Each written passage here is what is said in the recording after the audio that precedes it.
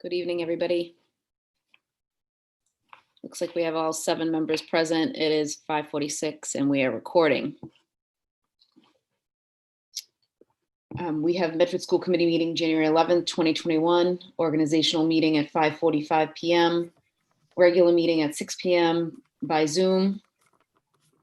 Pursuant to Governor Baker's March 12, 2020 order, suspending certain provisions of the open meeting law, Chapter 30A, Section 18, and the Governor's March 15th, 2020 order imposing strict limitations on the number of people that may gather in one place. This meeting of the Medford School Committee will be conducted via remote participation to the greatest extent possible. Specific information and the general guidelines for remote participation by members of the public and/or parties with a right and/or requirement to attend this meeting can be found on the City of Medford website at www.medfordma.org. For this meeting, members of the public who wish to listen or watch the meeting may do so by accessing the meeting link contained herein. No in-person attendance of members of the public will be permitted, but every effort will be made to ensure that the public can adequately access the proceedings in real time via technological means. In the event that we are unable to do so, despite best efforts, we will post on the City of Medford or Medford Community Media websites an audio or video recording, transcript, or other comprehensive record of proceedings as soon as possible after the meeting. The meeting can be viewed through Medford Community Media on Comcast Channel 22 and Verizon Channel 43 at 5:45 p.m. Regular meeting of the Medford School Committee virtual information, 6 p.m. Since the meeting will be held remotely, participants can log or call in by using the following link or call-in number. One of the call-in numbers is 1-929-205-6099. Enter meeting ID 998-7212-9468 when prompted. Additionally, questions or comments can be submitted during the meeting by emailing medfordsc@medford.k12.ma.us. Those submitting must include the following information: your first and last name, your Medford street address, your question or comment. Roll call vote. Member Vanderklut, do you want to just take over? Jenny Graham. Here. Kathy Kretz. Here. Melanie McLaughlin. Here.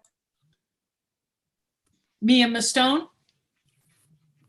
Our audio isn't working. Got it. Thank you. Mia is here. Paul Rousseau. Yes, here. Paulette Vanderklut present, and Maya Lungo-Kern. Present, 7 present, 0 absent. If we could rise and salute the flag.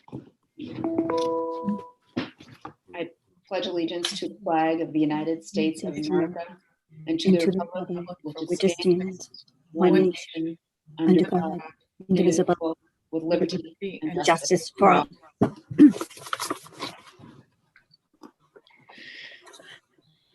Do I have a motion on the floor? Yes, Mayor, I move to nominate Paulette Vanderklut as vice chair. Second. Motion to nominate Member Vanderklut as vice chair, seconded by Member Kretz, seconded by Member McLaughlin. I can call the roll. Member Graham.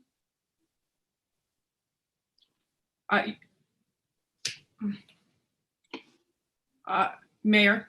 Yes. You should first ask if there are any other nominations, and then the nomination has to be said by saying the name. Correct. Are there any other nominations for vice chair? And yes, please state the name on both this and for secretary. Member Graham? So I say the name of the person I am nominating, is that correct? Or that I'm voting for? If you, Yes. yeah, if you have another nomination, then you put it before the I vote. don't. No, Okay. I'm just Yeah. asking about, okay. So Paulette Vanderklut. Member Kretz? Paulette Vanderklut. Member McLaughlin? Paulette Vanderklut. Member Mastone? Paulette Vanderklut's a thumbs up. Member Rousseau? Paulette Vanderklut. Member Vanderklut? Paulette Vanderklut.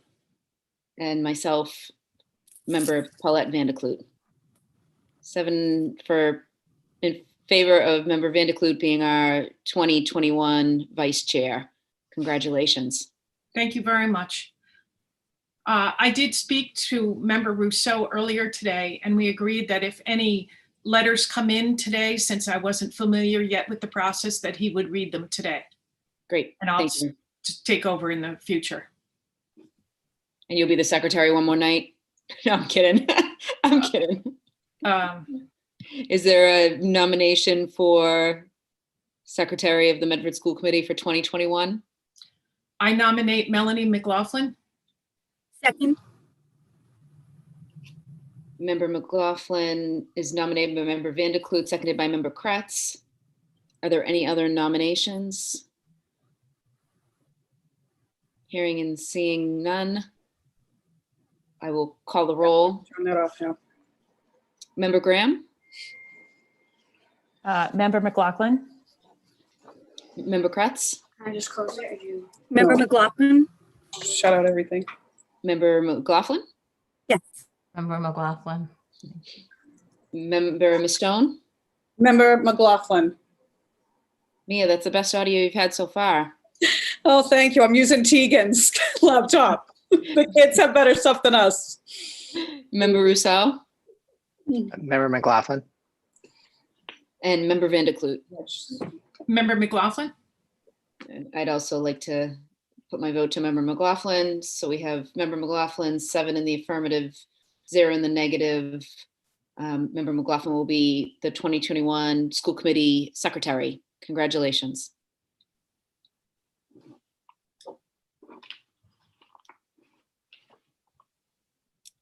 Number 2, we have approval of minutes, December 21st, 2020, which was our regular school committee meeting.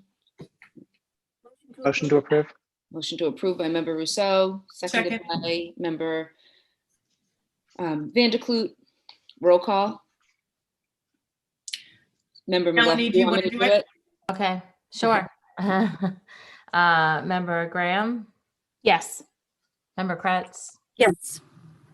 Member McLaughlin, yes. Member Mastone, Yes. Member Rousseau, Yes. Mayor. Yes. 7 in the affirmative. You forgot me. Oh, I'm sorry, Paulette. I'm gonna have to get a little bit used to this. Member Vanderklut, Yes. thank you. 7 in the affirmative, 0 in the negative. Minutes are approved. Mayor, Member Rousseau. thank you. I just wanted to, Member McLaughlin probably does not have a pad for the vote taking, I'm assuming, or do you? No, there's a little Pad. pre-printed pad with our names Yep. so that you can write what it is and then do the votes on that. So I just want to make sure that Susie or Lisa or somebody is taking the votes down and not relying on those pads. Thank you. I am, thank you. May I, Mayor? Yes, Member McLaughlin. Thank you, Member Rousseau. I am recording them on a Google Doc and also on my notebook in the interim, and I'm sure Susie is in her minutes as well. But if there's a formal stationery or something that folks want me to use, that's fine. I can pick that up at the central administration, assuming there are some there, Superintendent or Susie.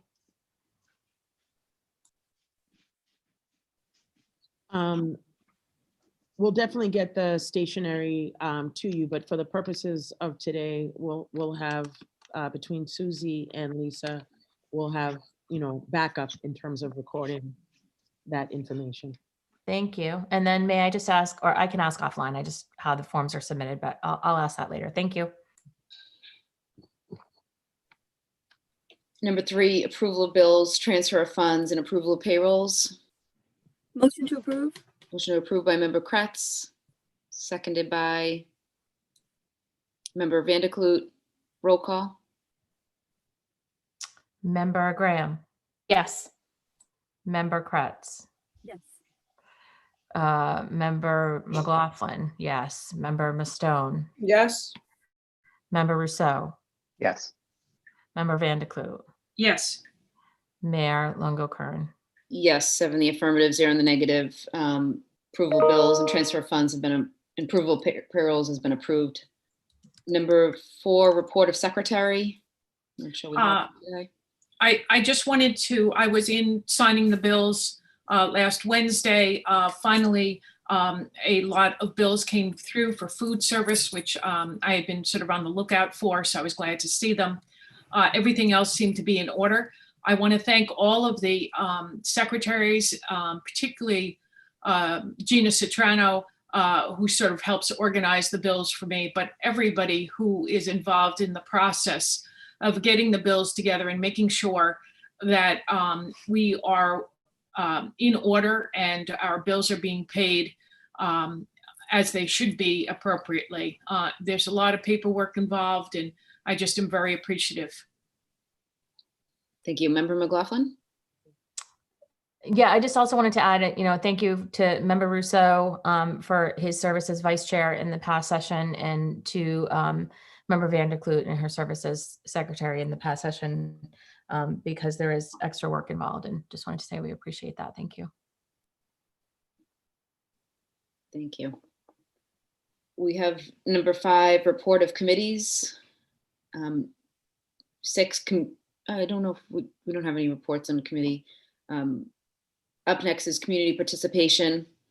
Again, public participation emails, questions or comments can be submitted during the meeting by emailing medfordsc@medford.k12.ma.us. Those submitting must include the following information: your first and last name, your Medford Street address, your question or comment. Member Rousseau, do you see any yet? Yes, we have one. This is an email from Sarah Florence of Marion Street in Medford. I hope this, hello everyone. I hope this message finds you well in these strange times. I wrote last spring in support of the resolution to change the name of the Columbus Elementary School. I was surprised by the length of the debate, but the resolution ultimately passed. I understand that this issue is not anyone's top priority at the moment, but I also feel that you made a commitment to the community to make this change, but have missed multiple deadlines. I would appreciate an update. Will there still be a committee to choose the new name? Can we still expect the name change this summer? Thank you.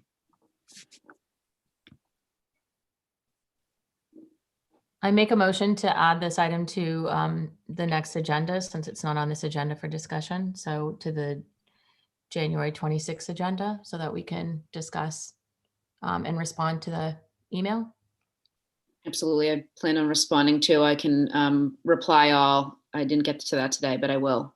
I know we're working through another about 20 subcommittees. We have committee of the whole meetings we have to schedule, and vision committee was up first. So, do I have a second? Second. Second. Seconded by Member Graham. Roll call. Oh, that's me. This is going to be tricky. I'll get used to it. Member Graham. Yes. Member Kretz. Yes. Member McLaughlin, yes. Member Mastone. Yes. Member Rousseau. Yes. Member Vanderkloot. Yes. Mayor Longo-Kern.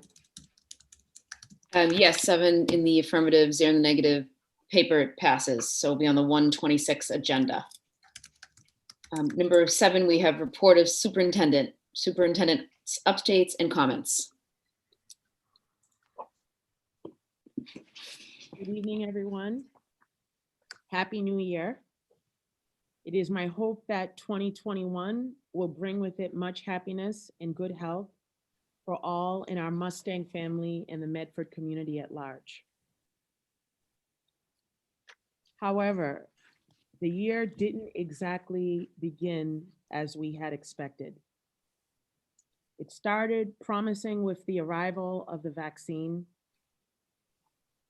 but no matter what your political leaning, the events that transpired last Wednesday at the United States Capitol was a horrendous show of the very worst of America. I am, as the majority of people in our country, a child of immigrants. My parents immigrated here from Haiti in the early 1960s. This type of action, what transpired last Wednesday, I would always say to myself, does not happen here. For the first time ever, the Confederate flag entered the United States Capitol building, the seat of our government. Our democracy, which has always been the shining star in the world, was damaged.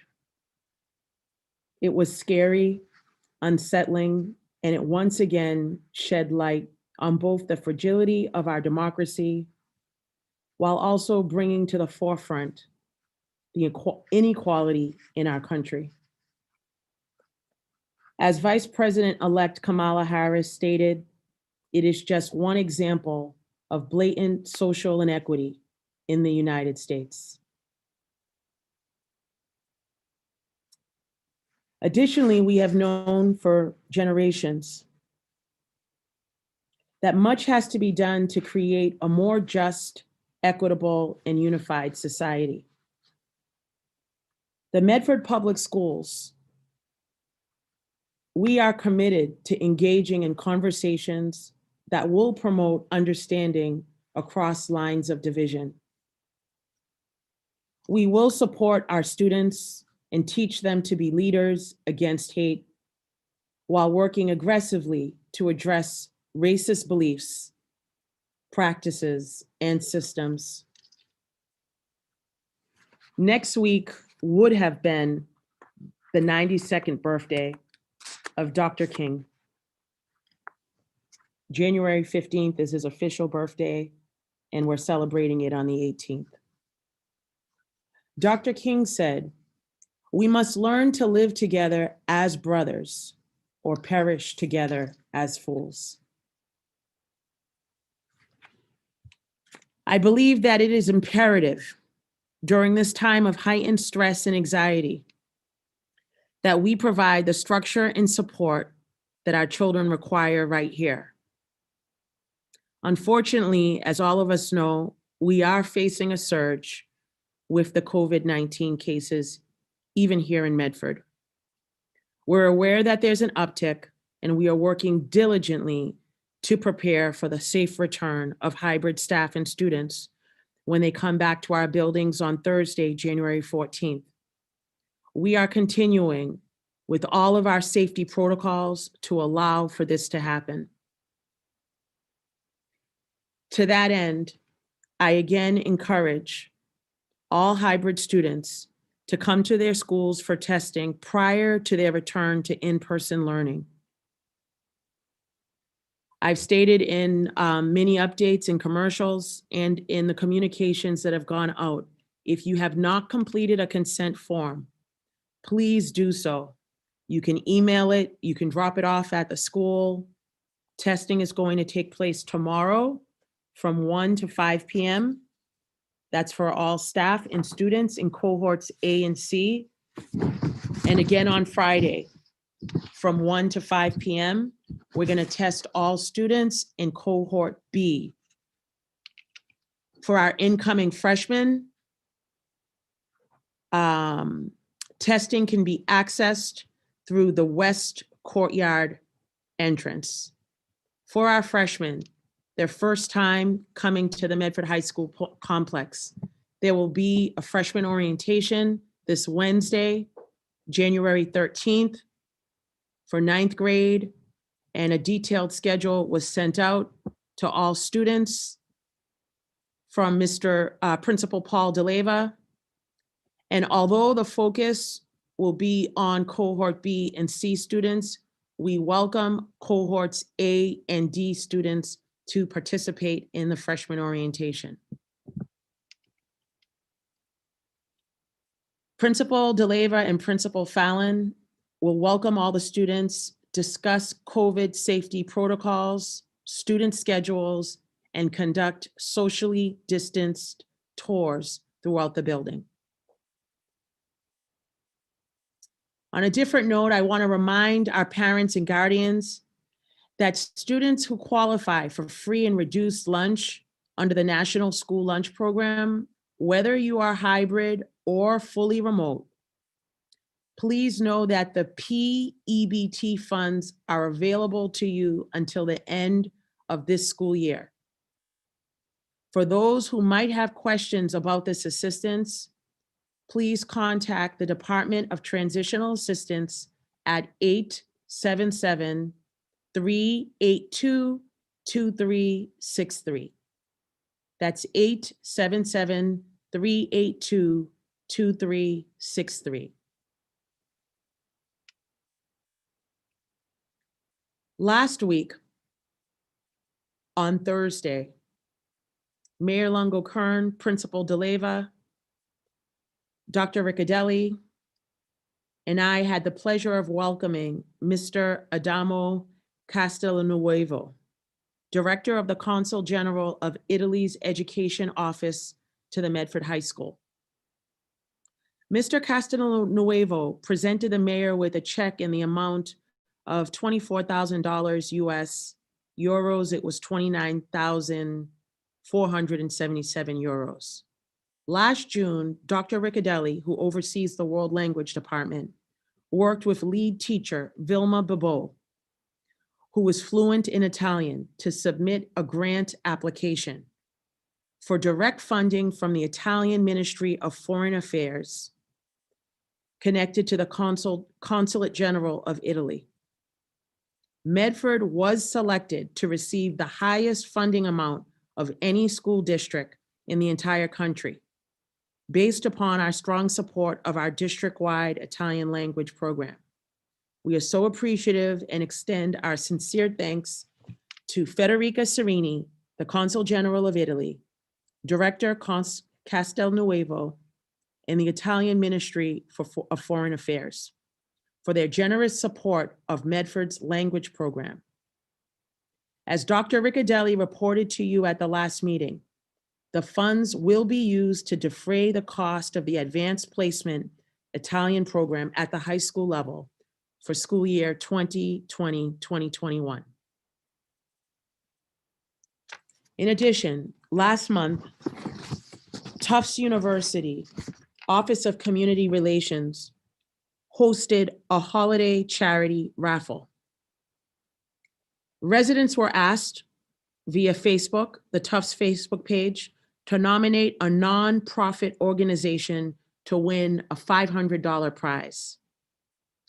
The nonprofit that had the most nominations in Medford was the Medford Family Network. Congratulations to our own Marie Cassidy and her staff, who have continued, despite COVID, to provide important services to our families.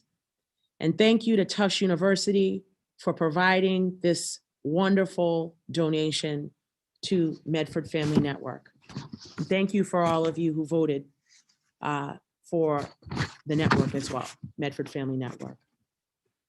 Last Thursday, our district attorney, Marion Ryan, invited me to take part in a professional development training for incoming assistant district attorneys that focused on the effect of school discipline on Black girls.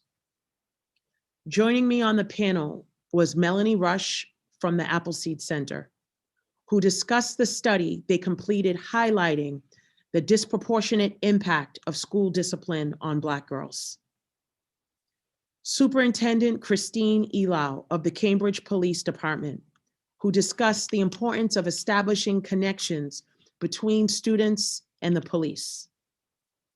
Dr. Yvonne Spicer, Mayor of Framingham, who is also an educator, and she discussed how her different educational roles have assisted her in her new role as a Chief Executive Officer of her city. I discussed the importance of inclusivity and equity here at the Medford Public Schools. It was wonderful to have been asked to participate in this important and substantial conversation with the young assistant district attorneys of Middlesex County. Just prior to our winter break, DA Ryan also hosted the first virtual Cut It Out program with the vocational cosmetology and health assisting students. We appreciate the continued collaboration we have with our district attorney's office. Despite COVID, our CCSR students continue to find ways to improve our community. Nathan Quinn and Charlotte Fody, sixth graders at the McGlynn, and Abigail Shalton, a sixth grader at the Andrews, noticed that the majority of the little free libraries around the city featured books for an older audience.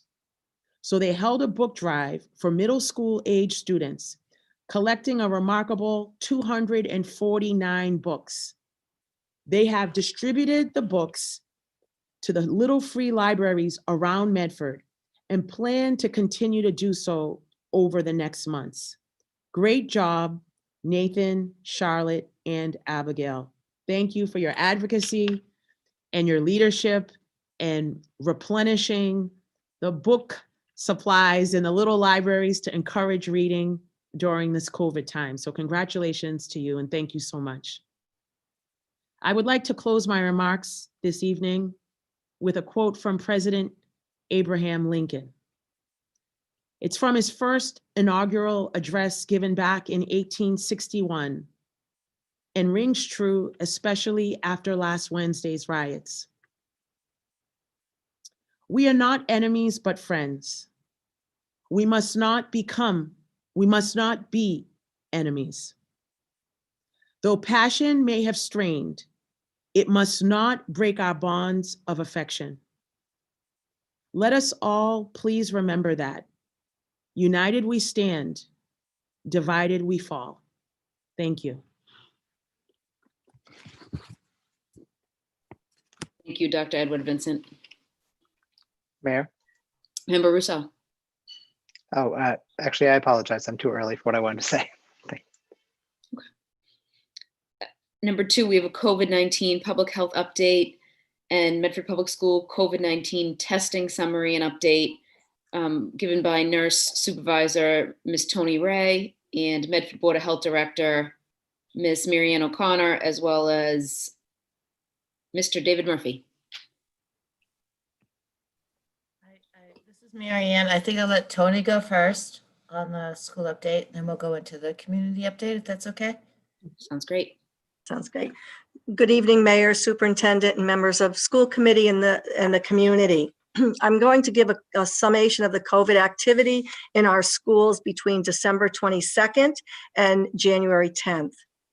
Medford Public Schools tested 900 students and staff on Tuesday, December 22nd, and we reported 2 positive student cases from that testing. On that date, there were no staff that tested positive. Between December 23rd, the start of the holiday vacation, and January 10th, we've reported 79 positive COVID cases to the Department of Education. This is very consistent with the activity that is going on in the community. All the cases received follow-up instructions about isolation procedures and quarantine procedures for their close contacts from our school nurse contact tracers. The 79 cases included 16 staff members and 63 students. I have 2 reminders that I would like to make about the COVID testing that starts again this week. Please do not send your child, or if you are a staff person, do not come for testing if you are showing any illness symptoms. Ill children and staff and families are advised to call their primary care physicians or go to a Stop the Spread testing site if you're feeling ill. Also, as we resume hybrid learning, I want to remind our community to stay home from school if you feel ill with any symptoms. This applies to staff and students, and our ability to reduce COVID transmission within the schools is very dependent upon keeping the illness out. So we would like everybody to do their part in achieving this. Thank you. Thank you, Ms. Ray. Ms. O'Connor? It's Marianne. Yeah, it's Marianne O'Connor. If that's okay, I can go with the community update right now. So to follow up with what Tony has said. So as the superintendent had already stated earlier, we are definitely in a surge. Regardless of the public health warnings and heedings of not gathering for the holidays and not traveling. And unfortunately, we are in a surge. So since 12/23, which I believe was the break from school, to today at 5:30, we've had 720 cases in the community. So that's 720 cases in 20 days. However, I did break them down, and looking at the school age population, like Tony said, out of those 720, I went from 0 to 19. All right, and I can break that down more for you, but from 0 to 19 out of the 720, there's 97 cases. If you want to look at just, the 5-year-olds to the 19-year-olds, that's 4, 2, 3, 5, sorry. That's 77 cases. So like as Tony said, school-aged folks, I did include 19-year-olds. There were 31. If you take out the 19-year-olds, there were 4 of them. So there's only 31 in the 15 to 18-year-old category. So anyways, so it's a small percentage is my point, I guess, what I'm trying to get at out of the 720. Really, the majority of our cases were the 20 and 30-year-olds, again, as we had been seeing previously. I do want to thank the school nurses for all their help over the break, especially for the contact tracing. They've been incredible as far as following up with all the students and children and their families. Obviously, not all of those school-age kids were Medford school children. There are certainly some private schools involved as well. But as you know, and you probably have seen, last week's report from the state put us in the red. We knew that was coming. We're at a 5.56% positivity right now, according to the state data, and we're expecting that'll probably be close to the same this week as well. And there were 520 cases reported during that time period. So we're in a surge. Unfortunately, we expected this with the holidays, which is, why we delayed the opening a bit. And I'm glad that we're testing this week. It's going to be interesting to see, what and how many we catch. Most of this that we've seen in the community has been household spread. It's mostly, you'll see it 2, 3, 4, 5, even 6 people within a household are becoming positive. And that's what a lot of these cases are. It's really a lot of household spread. Once it's in the house, like we've seen before, it seems to spread pretty rapidly. Other than that, I'm happy to announce that we are doing our first responder testing this Thursday. We are in a regional effort with Malden, Melrose, Wakefield, Stoneham, and Winchester to vaccinate our first responders, police, fire, and EMS. The first one kicking off right here at the Medford Police Station Thursday morning and Thursday afternoon. And also happy to say that all of our school nurses are included in that program because they are COVID facing, because they are doing this surveillance testing, because they're involved in the surveillance testing, and anyone involved with that, as far as, the helpers or management people there, that anyone COVID facing is allowed to be vaccinated, which is great. So all of our school nurses will be receiving their first vaccination if they haven't already, due to other duties. Will be receiving it Thursday. So that's terrific. K through 12 workers, teachers are slated by the state. And again, we are at the mercy of the state as far as when we get vaccine and when we're able to vaccinate. But they are in the state's plan for phase 2 of K through 12. They are actually second in line in phase 2, right behind the 75 plus and folks with 2 comorbidities.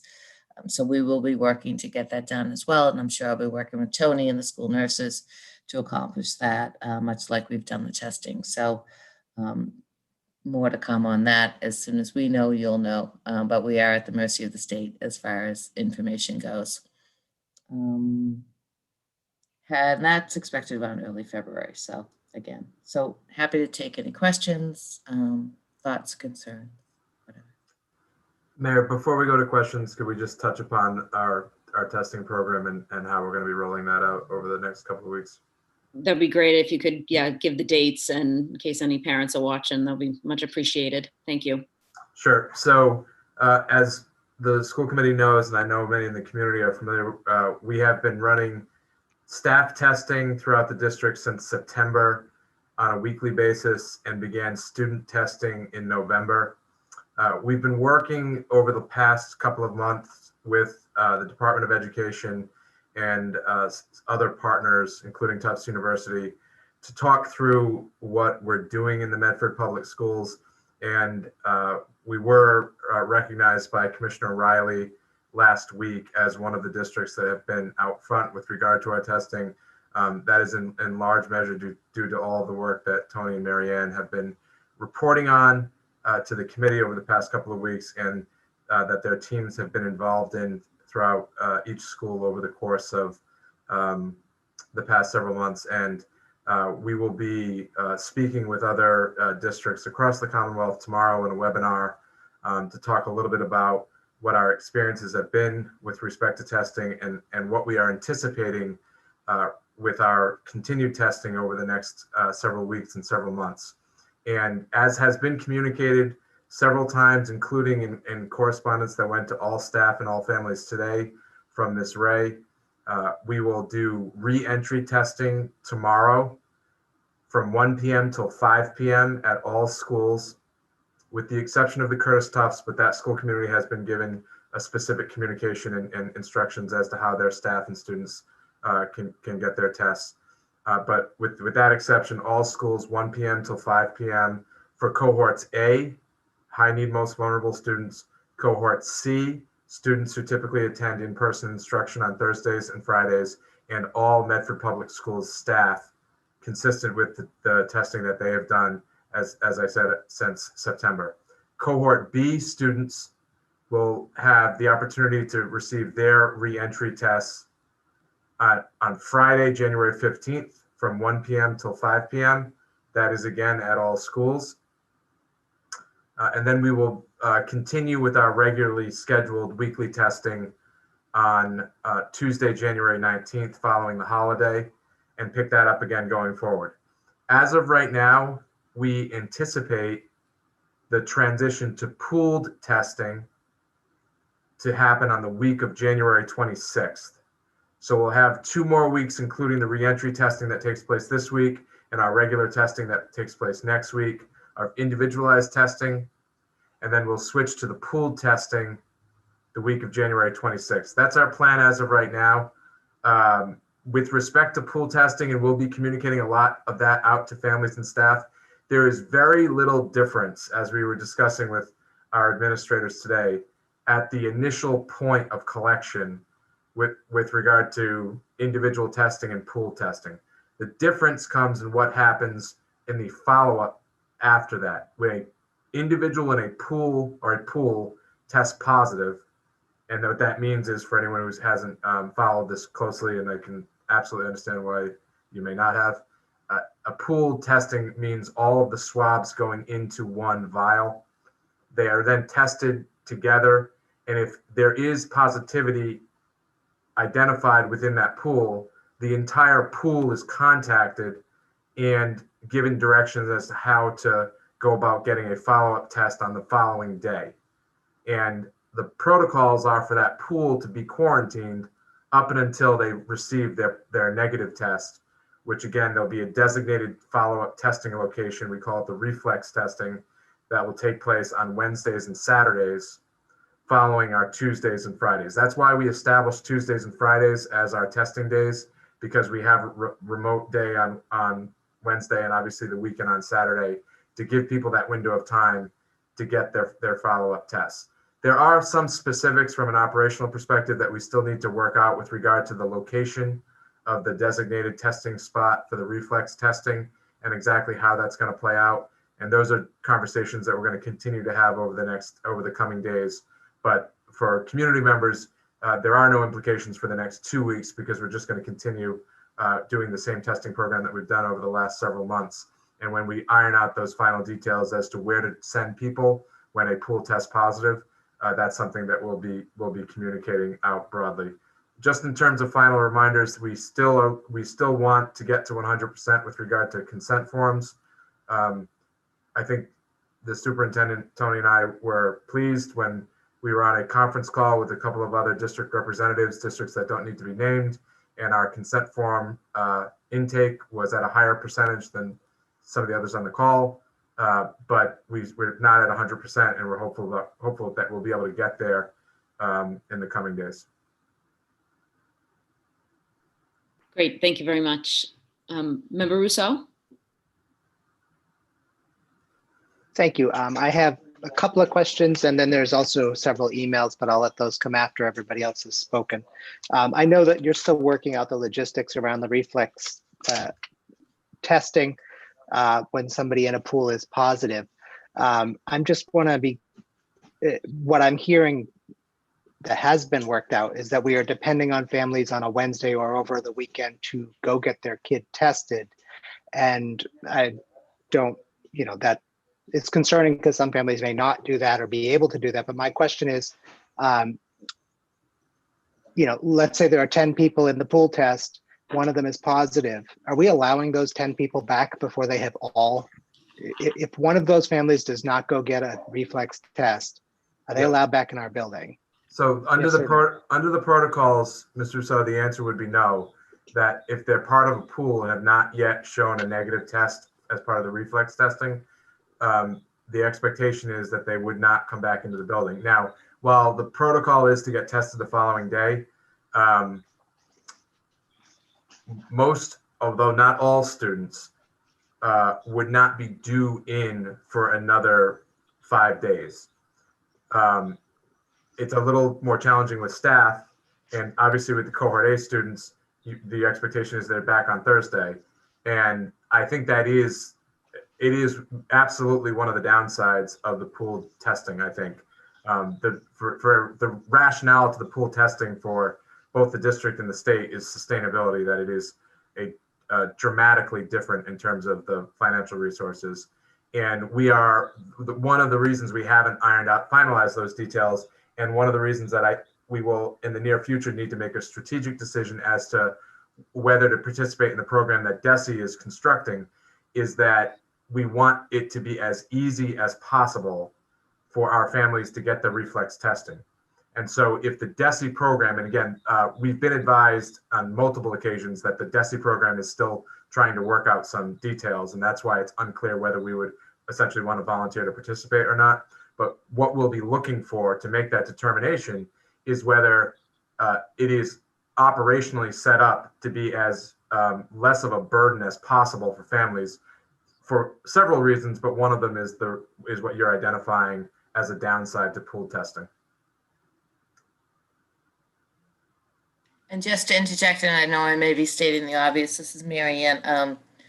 If there's a positive pool, it doesn't mean there could be more than one positive in that pool, right? It doesn't mean that there's just one. There could be 2, 3. So it is really important that everyone gets that follow-up testing. Member Vanderkloot? Oh, just unmute. How many people are in the pool or expected to be in the pool? At least 8, and we think 10. That is one of the things that scientists are discussing in their laboratory right now. And as the technology improves, there's potential for more swabs in a vial, which would be great because that's less of a budgetary impact, obviously. But typically, those who are working on this, on the technology and the science behind this right now, are using a window of 8 to 10 swabs in a vial. Thank you. Standing is 10 is the max at this point. Yep. Member Graham? Unmute yourself, Jenny. Member Graham, please. Sorry, That's okay. thought I did that. When you talk about pooling folks, has there been discussion about pooling siblings in the same pool? I know that's obviously can't be done like cross building, but is there a way to pool families within a building so that at least they're not sort of getting Good question. potentially snared by multiple pools? Yeah, so we've looked at, we've had a few different discussions about whether our cohorting of students should have any relation to the cohorting that takes place when the testing is pooled. And generally speaking, everyone, and when I say we, I'm talking about some of the folks on this call, but also the conversations that we're having with other districts, some of the partners that are involved in developing the technology, and the partners that are involved in operationalizing this, which it was their advocacy in part that built the conversation with DESE that is responsible for the program that's being rolled out across the Commonwealth now. And the prevailing view right now is that the efficiency cost to trying to do anything other than putting the 8 swabs in a vial is essentially not worth it. That particularly with the virus rates being what they are, that we're better off. And what I mean by that, frankly, is that while we are in the midst of a surge and that the numbers are high, our in-school transmission is low enough in which we can operationalize pool testing. But part of that is essentially putting the 8 to 10 swabs in a vial, filling up as many vials as possible, and then getting the vials out the door to get tested. The time that would be lost by trying to coordinate and the potential cost of unfilled vials that aren't filled to the maximum capacity is considered to outweigh the potential convenience that would be enjoyed by families if everyone was together. The other thing I would say is, well, it is not true that if a sibling has COVID, everyone in the household must. We know that, obviously. Most of us have had one experience or another where that's been demonstrated, where somehow people, despite living in the same household, don't spread it around. If they're in the same school, and we wouldn't be talking about this if they're not, and they're coming from the same household, there is an increased chance that they're going to be positive, which means that the pools, their families are going to be dealing with the same challenge and the same problem. So the answer is it's been thought about that there are some upsides, but not probably not worth it. Okay, that makes sense. Thanks for that answer. And you also said earlier that our participation is good, but it is not 100%. What percent is it? It is in the vicinity of 80% consent forms. And I would want to go back and look at numbers that have come in over the last few days. We're not getting a lot of consent forms because we're fully remote right now. But I would like to get back to it. It's in the vicinity of 80%. I can say on a conference call with DESE, I said it was 80%. And then as that was being heralded, it occurred to me that maybe I want to get the exact number, but it is very close to 80%. Okay. I asked that question It may be too. over. It may be over. Yeah, and it was over 1,700 students have signed up, and Ms. Ray, just quote me if I'm wrong, 400 to 500 teachers or staff, 450 or so. 400 to 450 staff. Mhm. Okay. And has there been discussion across districts or with other superintendents about making this kind of testing mandatory as a condition for in-person learning? Yeah. And what's your thinking about that? So there's been discussion. I think that discussion is going to continue. I think the problem that we and other districts have run into is that families, it's very hard to impose a condition ex post facto. And while we do have the remote learning option that is available, and we are currently not structured to withstand a disproportionate influx of remote learners into all of our remote learning settings, particularly at the elementary level.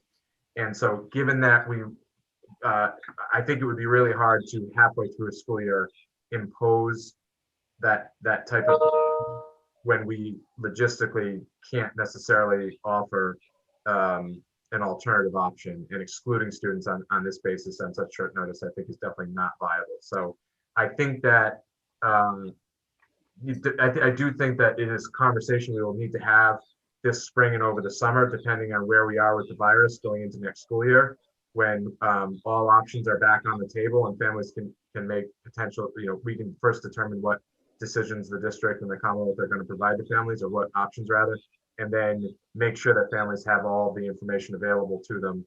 And that's certainly not we didn't have this information. We didn't have some of these testing strategies weren't even developed at the time that schools were making learning plans and providing options to families. So I think that is the hesitancy as to whether to wrestle that particular issue. And in the lieu of that wrestling match, we have been pushing, strongly encouraging, and asking principals to continue that dialogue with their families, because while we certainly want to provide this opportunity for people to stay healthy, this is really a public health obligation that we all have. It is not so much about testing, and this is actually one of the sort of interesting conundrums of testing. It's not really about keeping you safe. By the time the swab goes into your nose, you either have it or you don't. And so this is about a community responsibility that we all have to one another. And I think that's something that they'll write really interesting articles about in the future. Yeah, absolutely.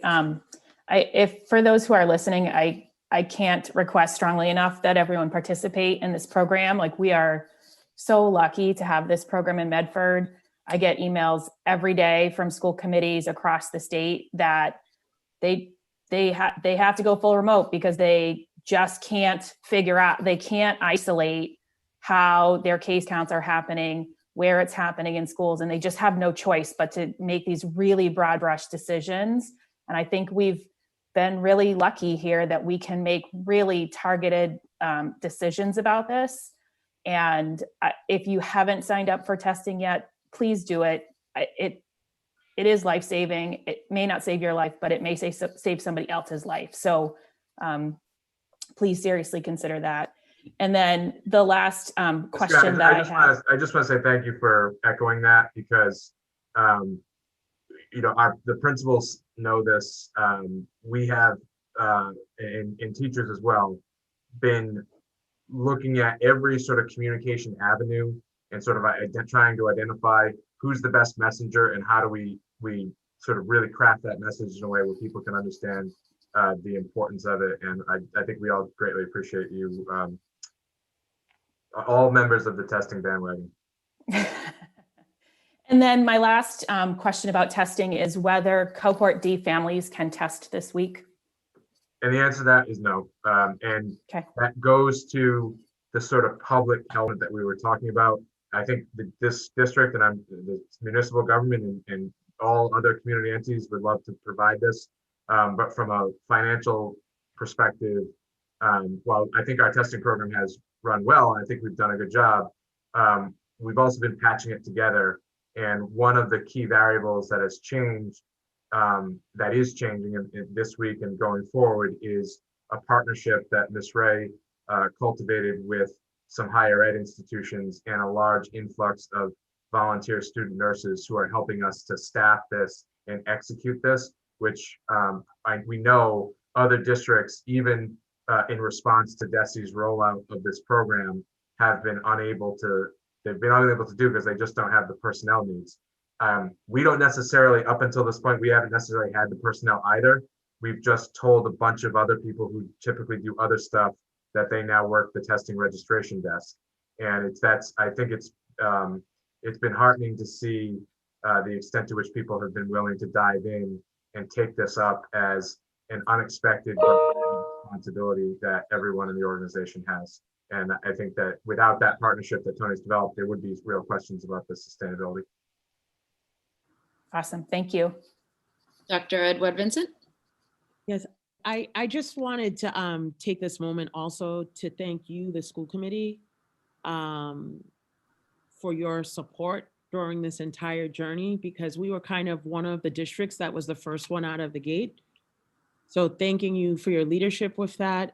We have been kind of quietly tapped on the shoulder by DESE, which Mr. Murphy alluded to. Tomorrow, we will be part of a webinar with other districts talking about the work that we have been doing here in Medford and how it's working for us to be able to help other districts think differently, and how were we able to do it, because it was a tremendous feat.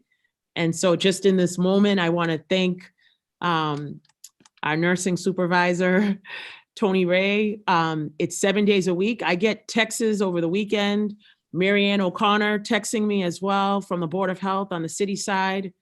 And, you know, Mr. Murphy and his team, this was, no one thought that this would be such a huge task and undertaking, but we prioritize safety, equity, and consistency, and testing fell under the bucket. And so we're continuing to prioritize that to the best of our ability. So I just want to thank you, the school committee, the mayor, the city side, for their support of paying for the testing, the partnership with Tufts. But really, I just want to say thank you, because now the other districts that have found themselves with no choice but to have to shut down or no way to contact trace, they did not have a system in place to remain open.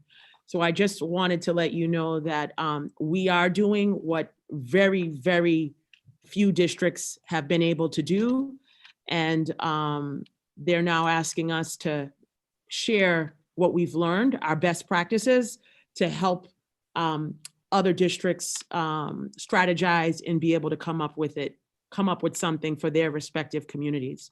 So I just wanted to say thank you to everyone who's been helping with the testing and keeping our community safe. Thank you, Dr. Edward Vincent, for all your hard work as well. It does not go unnoticed. It's definitely a team effort. If I may ask a question, I think everybody, can you give some logistics about this Tuesday and Friday testing? Just any questions, little questions that have come in that maybe we can clear up. For example, if I'm a mom and I have somebody in elementary school, middle school, and high school, do I go to all 3 locations, or can I get them all tested in one place?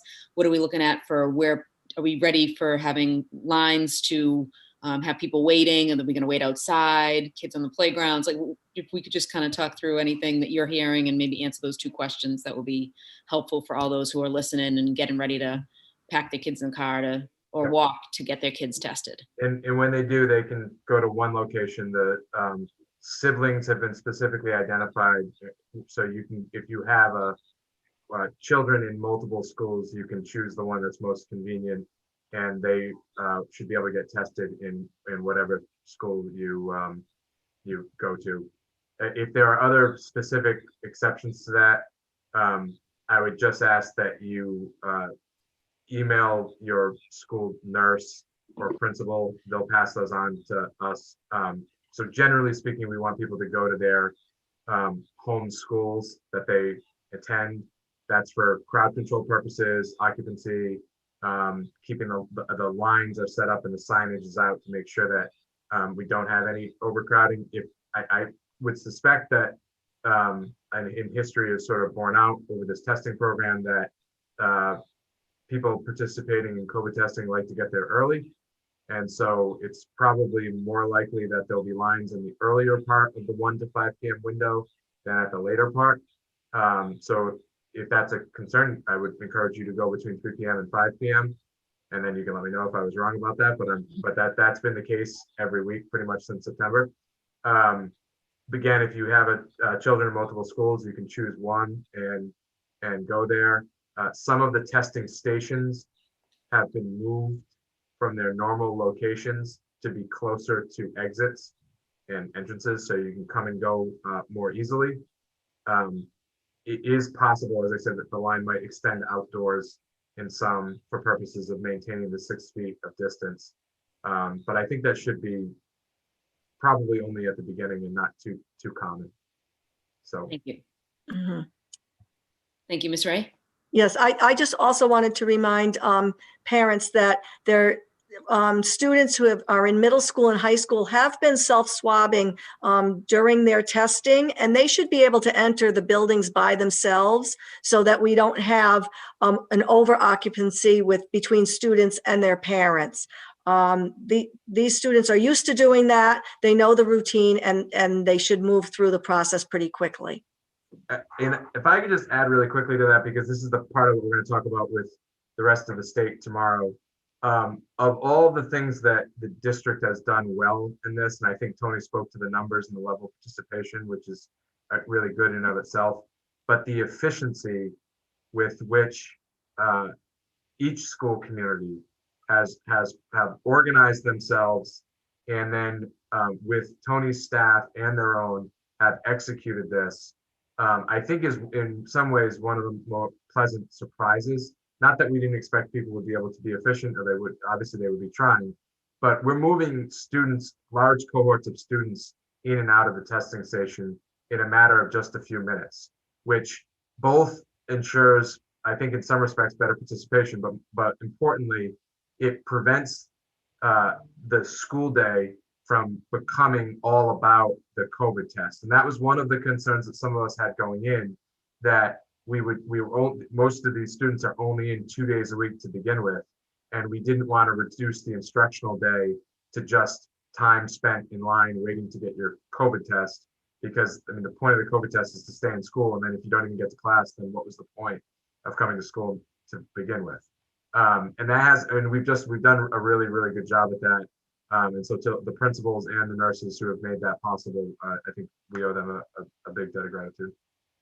But to that point, I guess this is why I started saying this, for parents, particularly from 6th grade and up, it would be great if you stayed in the car, because that will reduce the chance that anyone has to stand in line outside in the cold. Thank you very much. Member Rousseau. Thank you. I have, did other members have questions? Just because I have a couple of emails. I'm sorry. Member I think I Mastone. see me. I know it's short notice, but if there's any way you could do a reverse call, because I think that's a great information that parents should. I was planning on going in with Nevin and Rowan to the Andrews. So I think that's great if someone could put out a call that grade 6 through 12, the parents can wait in their car just because of the numbers in the building. I don't know if that's too short notice to get a call out. But. Well, I think it might be worth doing a call tomorrow, one more call tomorrow morning, just to get people out generally. We did one this evening in which we said K to 5 parents should accompany their students. Obviously, the inference being 6 to 12. To be honest, that was worded intentionally because if for some parents, if they feel strongly that they would like to be with their child when they test, we're not prohibiting it, and we don't want to. We want to leave that option available. But I think emphasizing that point that secondary students can come in on their own, I think that's fine. And I think another robocall tomorrow. I don't know that we need to do another letter because we've already done several, but I think a robocall tomorrow morning would be appropriate, and I'm sure we can do that. Thank you. Maybe we can add in there that, yep, and just add the, if you have multiple children in multiple schools, you can test at one location. That wasn't today, but we'll put it in tomorrow as well. Okay, thank you. Member Rousseau? Thank you. This is an email from Jane Hamill on Maynard Street in Medford. As we all watch with horror at our increasing infections, I have been so grateful about the testing program at the schools. Thank you for making that happen. Is it possible to get information about participation rate and number of positives? I'm specifically interested in seeing the % of students per cohort per school who have submitted their paperwork, and percentage of students who actually participate any given week at the high school, since it is up to them to remember to go rather than the middle school where they are actually get called to do it, and the number of positive cases identified per cohort. Is it possible to get the information before school starts on the 14th and the 20th, and after that on an ongoing basis, such as every 2 weeks? It would help ease my family's concerns about heading back in during this surge. I will forward the specifics of that email since that was probably a lot to digest. But. Yeah, I think most of that data can be and is readily available. I'm not sure that it's broken down exactly along the way the community member is asking for, but we can, if you want to just forward it Mr. So, we're happy to take a look at it, and we'll be able to provide whatever information we can. That'd be great. Thank you. I do know that the committee has, I mean, in numerous meetings, we haven't made a motion per se, but we have asked, for the percentage of students. I thought we had asked by grade level and school that had submitted their paperwork because and Ms. Ray will know this number much quicker than I could do a Google search, but 80% is not a number that is considered acceptable to my understanding before we began all this was it was 92% or something. That was really the number we needed to be safe. And 80%, that's not anywhere near that, frankly. I don't ever recall Tufts. Chris Sador is the Tufts rep, and he never mentioned, he said you want at least a large majority, but to be safe, I don't ever recall the 92% or 90%. Mayor, we're not satisfied with 80% either. I'm also not, I'd love to do the math before I say the number 80% anymore, because it may be a little lower, maybe a little bit higher, but we're not done collecting consent forms. And there are some issues related to the potential involvement with the DESE program that we're going to have to factor into our communications with regard to collection of additional consents. But we haven't stopped, and we've used almost every communication opportunity we've had since the consent form was developed and the student testing began, and we'll continue to push that aggressively. So I don't want any of the members of the committee to think that we are boasting about 80%. I guess I did say we were boasting about it, but that was compared to districts that were lower. So that was just in that moment, my Medford pride took over, I think. But the number needs to be higher. There's no doubt about that. I have another email, Mayor, but I think Member McLaughlin's hands up. Member McLaughlin? Thank you. And thank you, Member Rousseau. I wanted to respond regarding that email before we moved on. So if that information could be included in the bi-monthly reporting, that's what's being asked. But what I'm hearing is we're not asking for a motion specific to that, Dave, but that will occur as part of the dashboard. Is that accurate? Yes. Moving forward. That's right, because I'd like to read the email closely to make sure that all of the information is information that we can provide. I mean, part of the challenges with this is that almost every number there is very, very fluid. And so our ability to incorporate new data and then publish it and maintain its accuracy is not a light lift. That's not right. To do it. Before we make any sweeping commitments as exactly how this data can be reported, I just want to look at it more closely. That'd be great. So then I would ask that we make a motion that we put this on the agenda for the January 26th school committee meeting, just as a follow-up. If we could do that, Mr. Murphy, so that you could tell us, you know, what was workable, what wasn't, and how it will be reported out. That would be really helpful. Sure. We can include that. Can I get a second? Motion by Member McLaughlin, seconded by Member Vanderkloot. Roll call, Member McLaughlin. Yes. Member Graham. Yes. Member Kretz. Yes. Member McLaughlin, yes. Member Mustone. Yes. Member Rousseau. Yes. Member Vanderkloot. She said yes. She's muted. Yes. Thank you. Mayor Lugover. Yes. Yes. 7 in the affirmative, 0 in the negative. That will be placed on the January 25th agenda. Thank you. Mayor. Member Rousseau. Sorry. Thank you. I actually just had a quick thought question of my own, actually not related to the emails. You know, we are sending out the communications to seek parents to sign this. Are we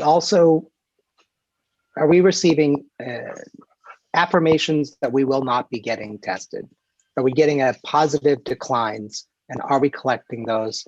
And if so, what do those look like? Because I'm worried about, you know, when my son was in elementary school, we got all of his notices once a year when we emptied his locker.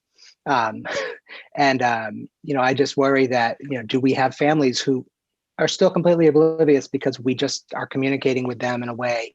And if we get a positive no, we can take them off the list and work the list of those that haven't responded directly. But if it's hundreds of people, then it's much harder to work that list. So that's my question. So there's a couple different parts to this answer, Member Rousseau, and I'll try to keep it brief.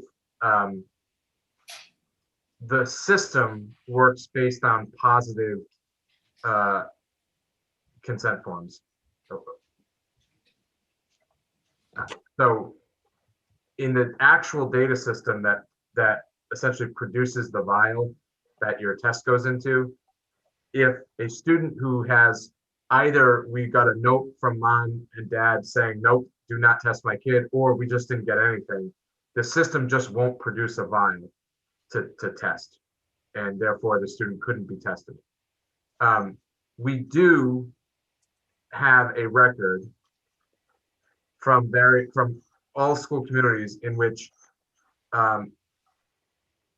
there was an affirmative communication, as you say, saying, I don't want my child tested. That doesn't have any impact in terms of the actual technology that permits the student to actually receive a test.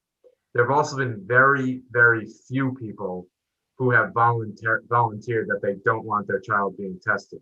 So few, in fact, that the note that we have in our own internal data systems, frankly, is so that when we get to a point where we've gotten a response from everyone, and we hope to, because we want to hit 100% on that, the hope is that we can then engage with the family through the health services department to identify why it is they don't want to participate in the testing. And it is certainly the family's choice to go to the point that we spoke about earlier in response to Member Graham's question about potentially making it compulsory. They do have the option to opt out, but given the implications for public health, I do think the district has a responsibility to, up to a certain point, to inquire as to why that's the case. The family certainly has a right to hang up the phone and say, because I said no. That's certainly their right. We certainly wouldn't suggest otherwise for the time being, but the hope is that through a conversation, even those numbers could ultimately be reduced. May I just follow up on what David had to say? I have fielded some of those emails and conversations myself, and oftentimes it's a parent or a student, especially an older student, who just doesn't understand the process and who has some unanswered question, like a fear about what it's going to mean. And after the conversation, in many instances, we're able to gain the consent from the family. They'll say, oh, that wasn't what I thought. This sounds much easier, less invasive. So yes, of course, we agree to be tested. So the conversations are very worthwhile between the school nurses and the parents. Non-invasive has been some of the most persuasive words that we've used throughout this campaign. Thank you. Member McLaughlin. Thank you. Yes, to that end, I was interested very much in the data as well in terms of who is not offering consent. And so is there a way that it can be made really clear to please, in the robocalls and the communication, what have you, to let us know either way, one way or the other, yes or no, because we need to, have that data, number one. So I think what I'm hearing as a parent anyway, is to please send in your consent form for your child to test. And I'm not hearing if you don't want to test to let us know, or, if you have any questions to let us know. And so I think that that's equally important, because I think a lot of families probably just assume, well, if I don't respond, they'll get that it's no. And then it doesn't include that data set of people who, like Member Rousseau said, whose notices are sitting in their kid's mailbox, email box, or in their own spam folder, or whatever it might be. So that data set, I think, is really important. And is there a way that we're sort of cross-referencing if it is, say 20%, so 500, 1,000 roughly, students, is there any cross-reference? And my other, real concern is, again, would the data tell us anything about, families of children with disabilities? So for example, if there are a lot of children, with disabilities that, for whatever reason might need additional support in testing, whether it's from, a specialized educator or somebody else that, I'm sure that through the ARC of Mass or Northeast ARC or any of those organizations, this must be an ongoing issue for a lot of schools that, there are individuals who just, probably need some support getting some testing. So who they might be. And then also for any of our families who, just what have you, either whether it's there's situations at home or homelessness or they're not getting the message or whatever, how we can help with that situation. So I guess I'm asking if there's any way to disaggregate the data a little bit more. And then also how we as school committee members can help get out the word for the testing. Any suggestions that you might have, and other than obviously our own social media, but anything else that we can do, please give us some guidance. And then lastly, how are we making it very explicit to families? Because my intention is to definitely say, please let the school know whether you do or do not want testing. It's not just whether you do. So how can we message that? Well, Member McLaughlin, if I could respond, I do think that there is some strategic consideration as to articulating too explicitly the opt-out option that is available to everyone. As we said, it's not mandatory as of right now. I think that the strategy we've employed so far is to communicate repeatedly so that I'm sure there are some consent forms that are still in backpacks or in counters, proverbially speaking, but we want to reduce that by continuing to give the option to opt in as much as possible.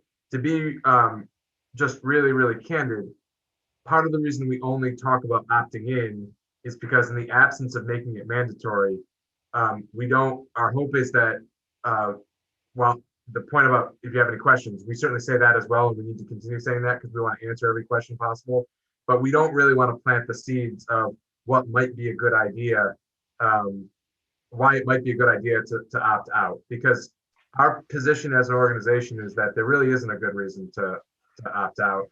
And I know at a much more complicated level, this conversation takes place around vaccines, and that when we legitimize an option that is contrary to public health, we are increasing the risk that people exercise that option that is contrary to public health. And that is, frankly, there is a strategic implication to not talking too much about how you can say no if you want. They certainly can, and then they'll get a phone call from Tony and we'll try to talk them out of it. But they certainly have that right. But there is no sound basis to not participate in testing. And that is part of why we weigh the communications the way that we do. And that's the question as to how the committee can help. I think that we are at each sort of threshold that we hit. We had the sort of initial, try to get all the consent forms in the days surrounding the Thanksgiving holiday, which wasn't ideal. And then we made a next push and we made some progress. Then we were collecting around a huge snowstorm that required canceling school 2 days. And then we had the holidays. And so as has been the case sort of with everything related to the pandemic, any challenge that we could think of eventually comes up. We've still gotten 80%. We need to sort of regroup now and see how to bridge that last gap. And I think we can put our specific strategies that the committee can help with.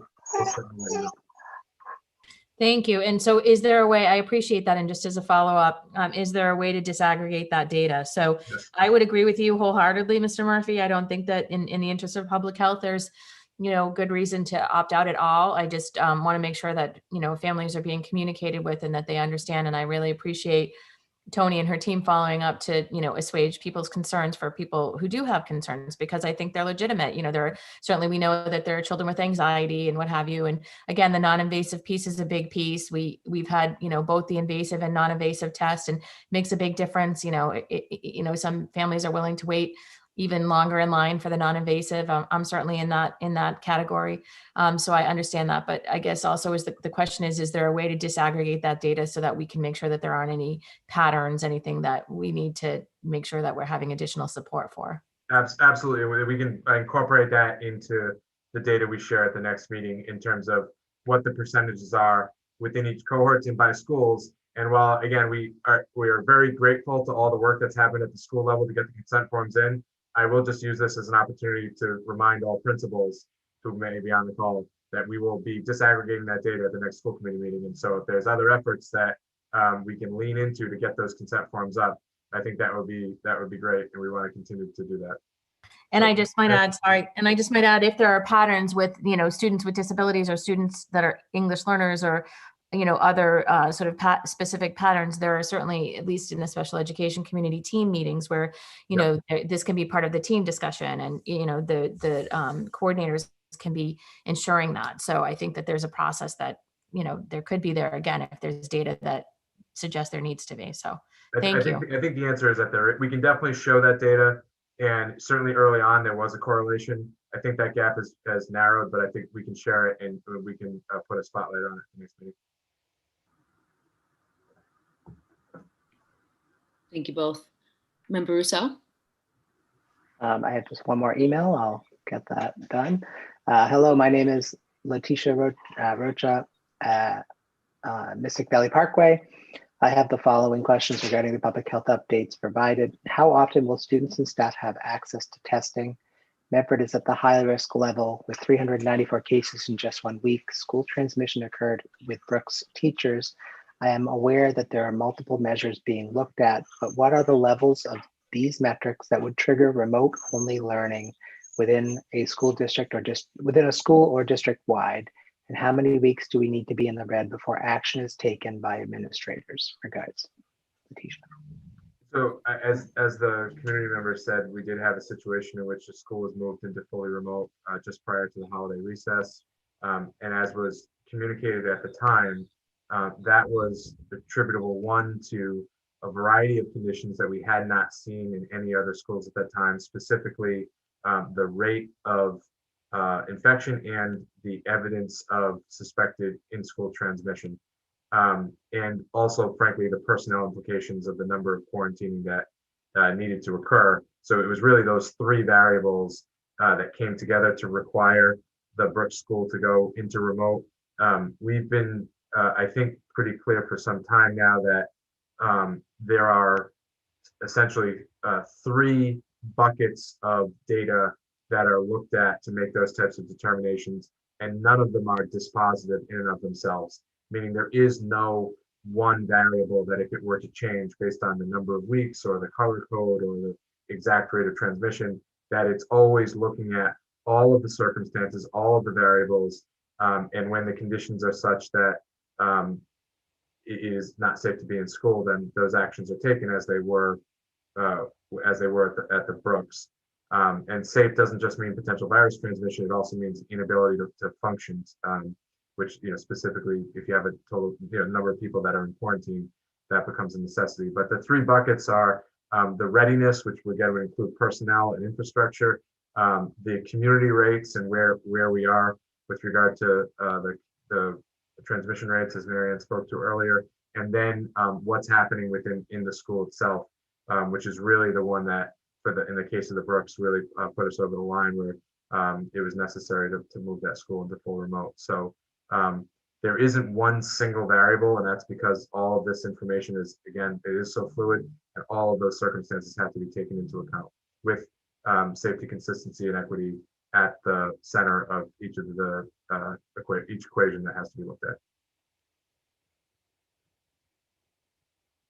Thank you. Thank you, Ms. Ray, and thank you, Ms. O'Connor, Mr. Murphy, for the presentation. Number 3, we have report about the highlights of the Andrews Middle School, Principal Michael Downs and Dr. Stephen Burnham. Good evening, everyone. First and foremost, Happy New Year to all of you, and I hope 2021 is a better year for you and your families. And to piggyback on the superintendent, as someone who served 20 years to protect democracy, we need to protect ourselves.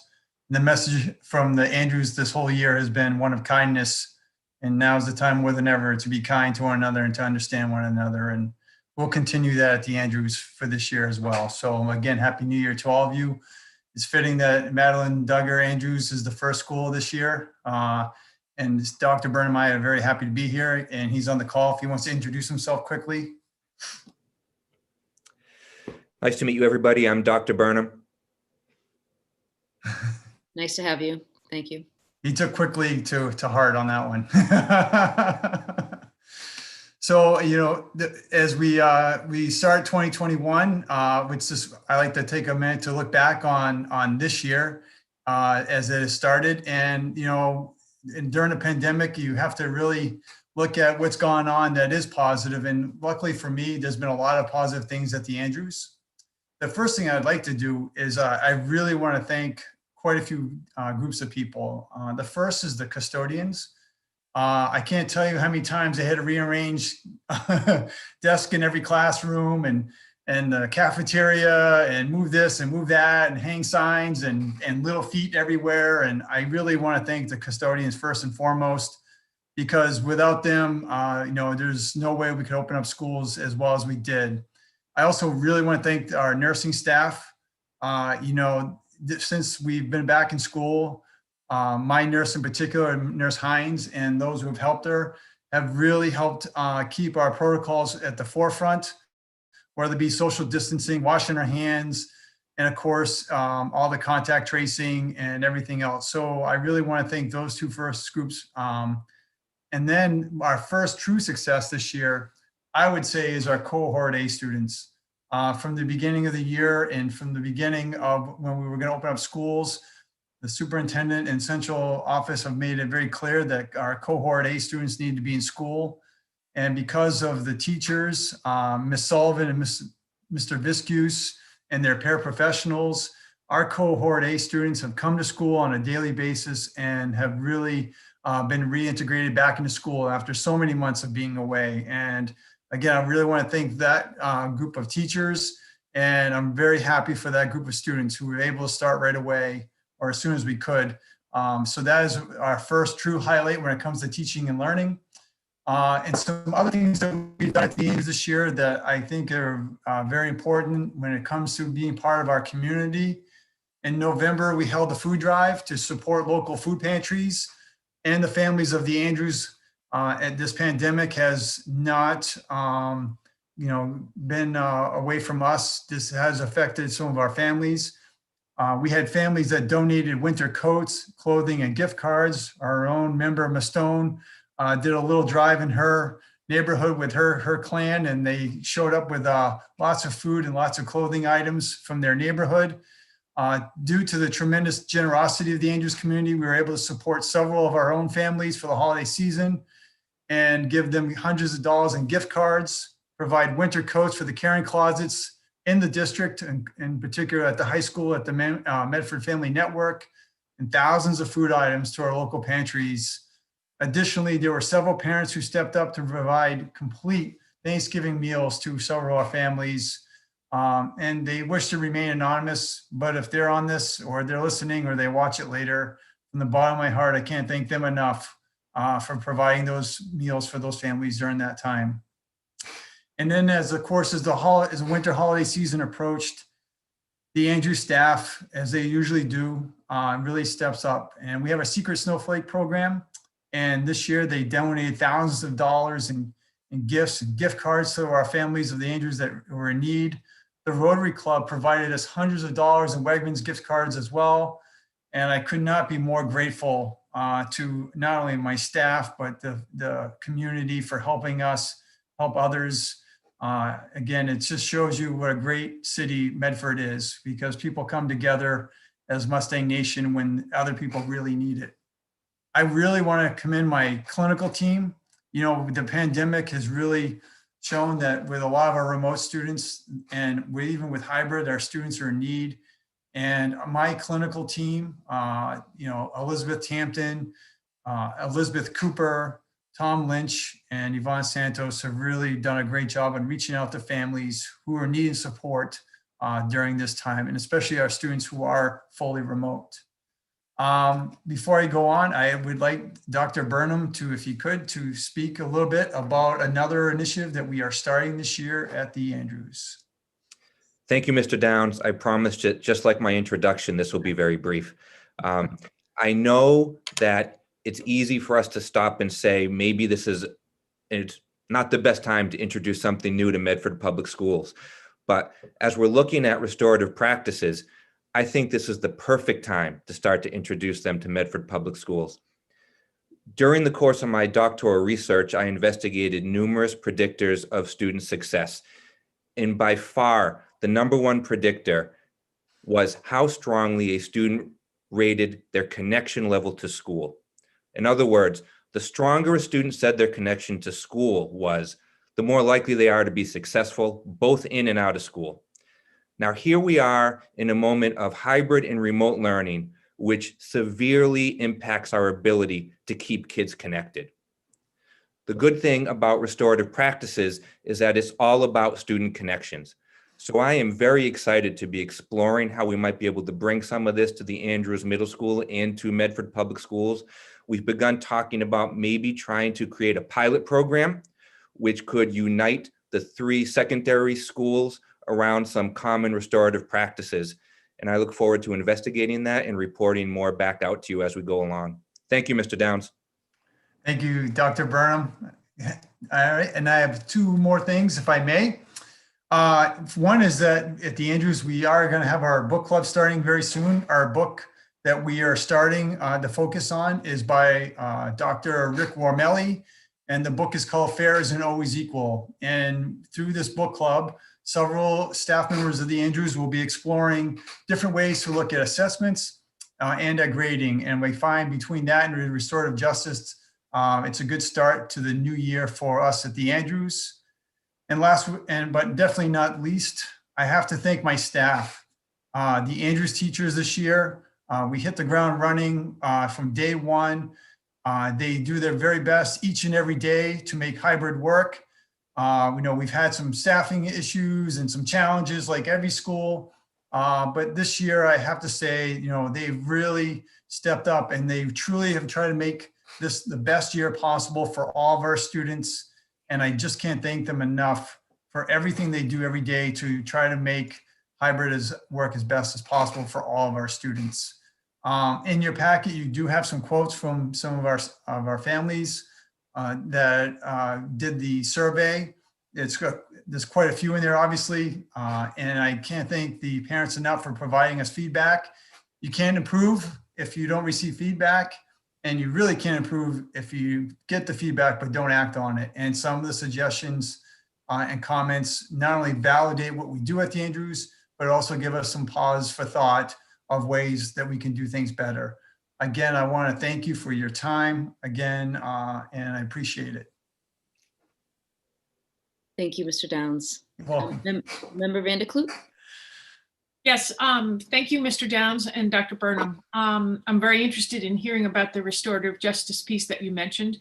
Mr. Downs, I did notice in your report you included some great comments, very positive comments, and showcasing real success, especially many comments around the just gratefulness for expressed that the kids were able to be attending school in a hybrid way.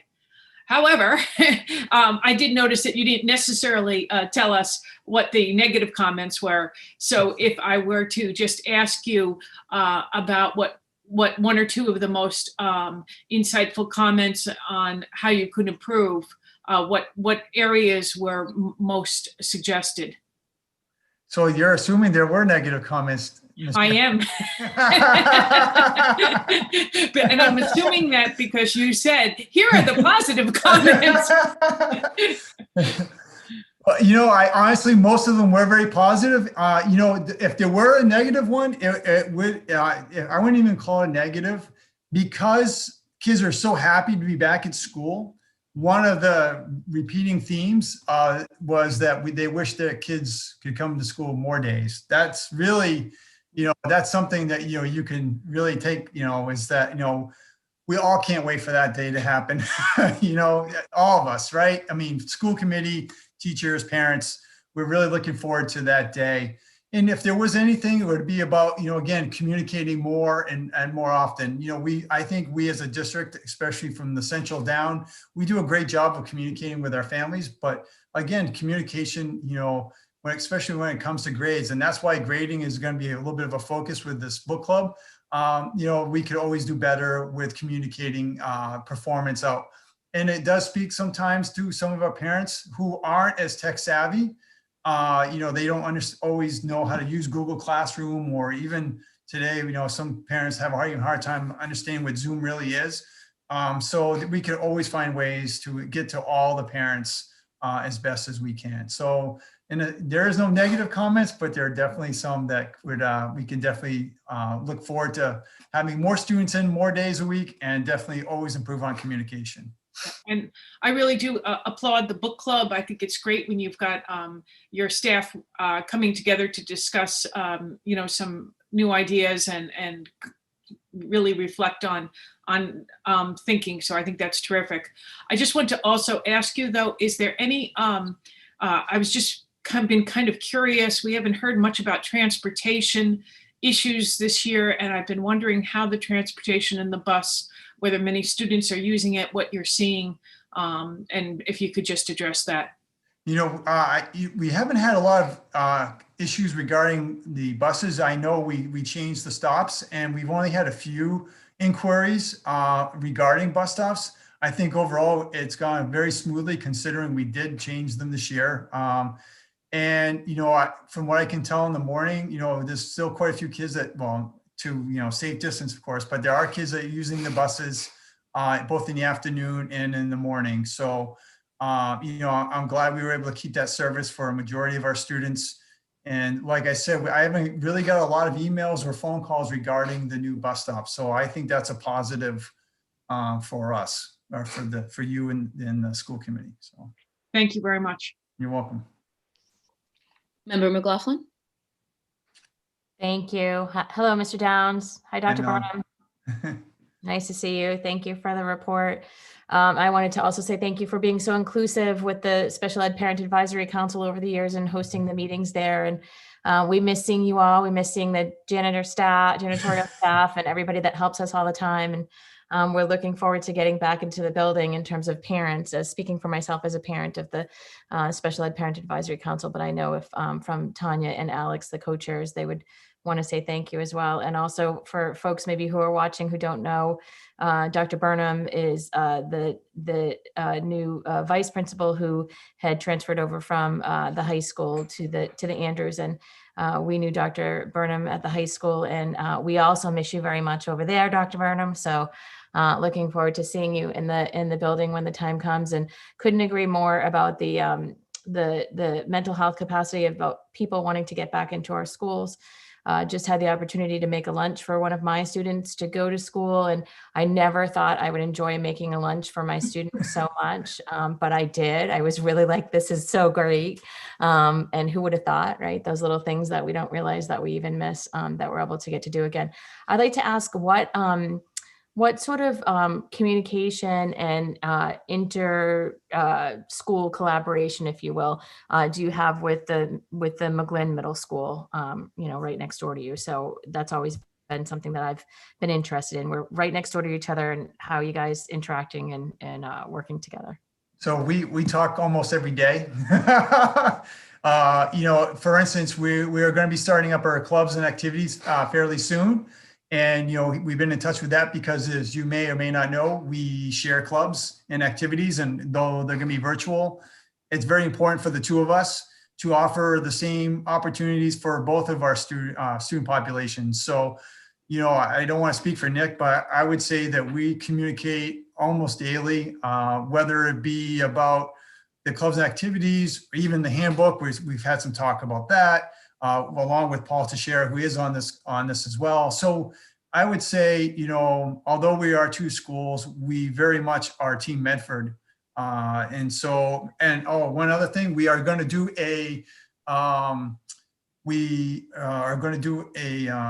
an assembly with a speaker for both schools. And so that's another example of the two schools getting the same opportunity instead of being separated as they have been maybe prior to Nick and I taking over. But I would say we are Team Medford. And so I don't see us as two schools. We're just part of, the Medford public school system. So.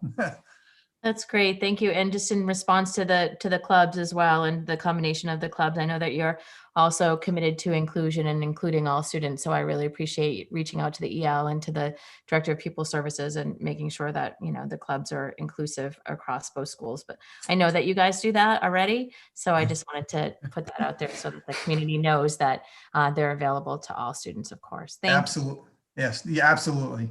Yep. And we encourage it.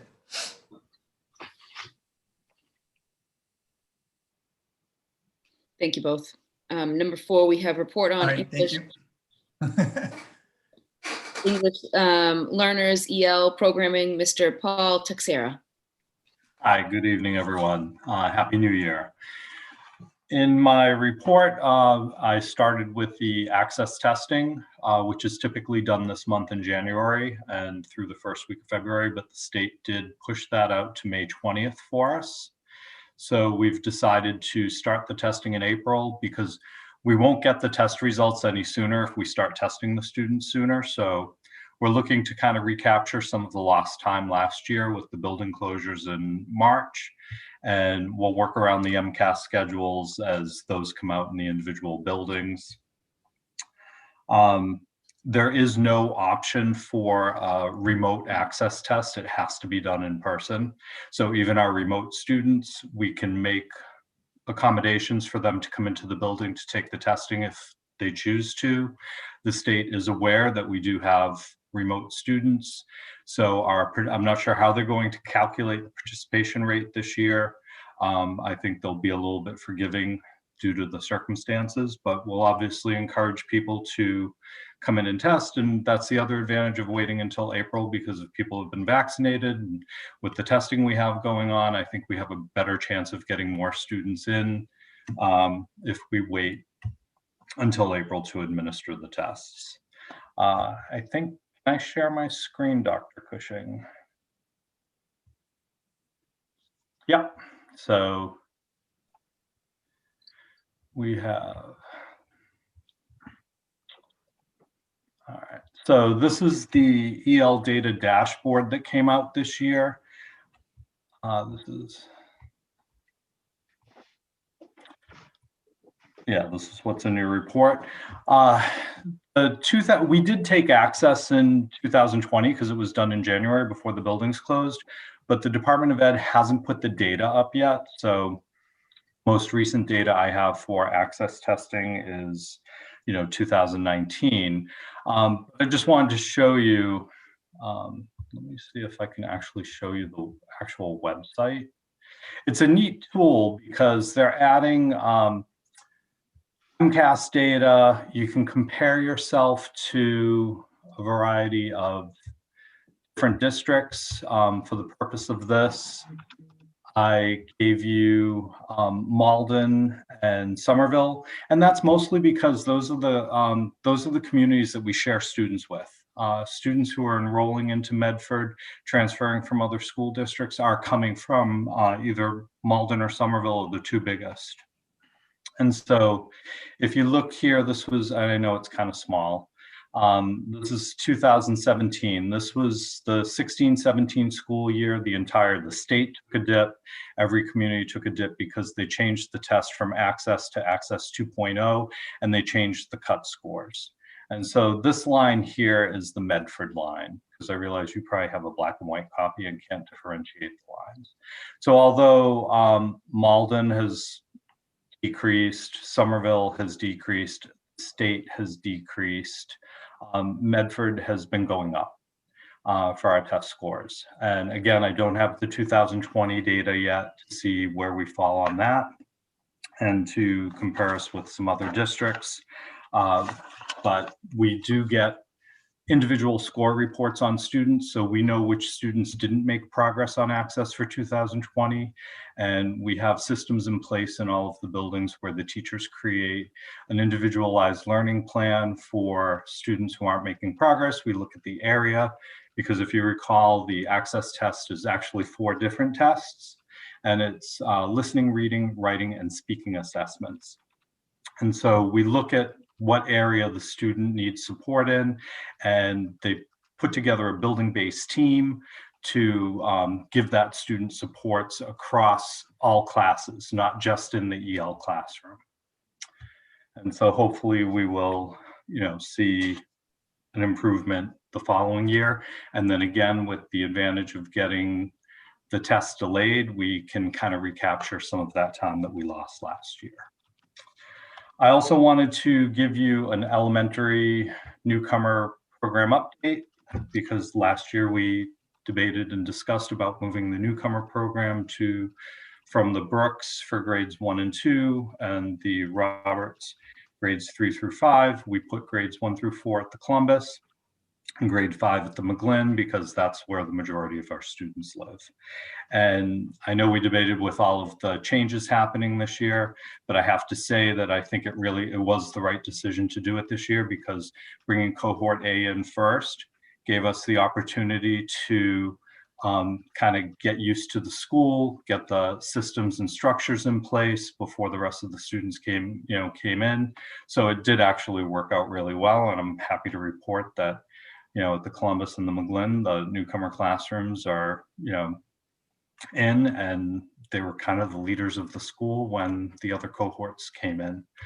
So that was kind of nice.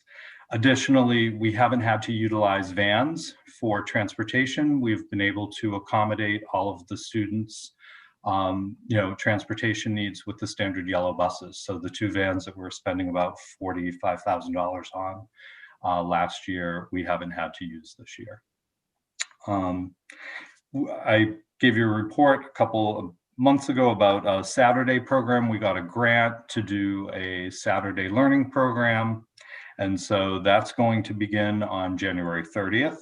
We're in the process of hiring and recruiting teachers for that. And then they'll do the outreach and recruiting of the students. We're targeting, again, newcomer students level 1 and 2. That will be our first phase. And then depending upon the numbers, we can extend it out to 3 and 4 students. And we're doing this at the high school.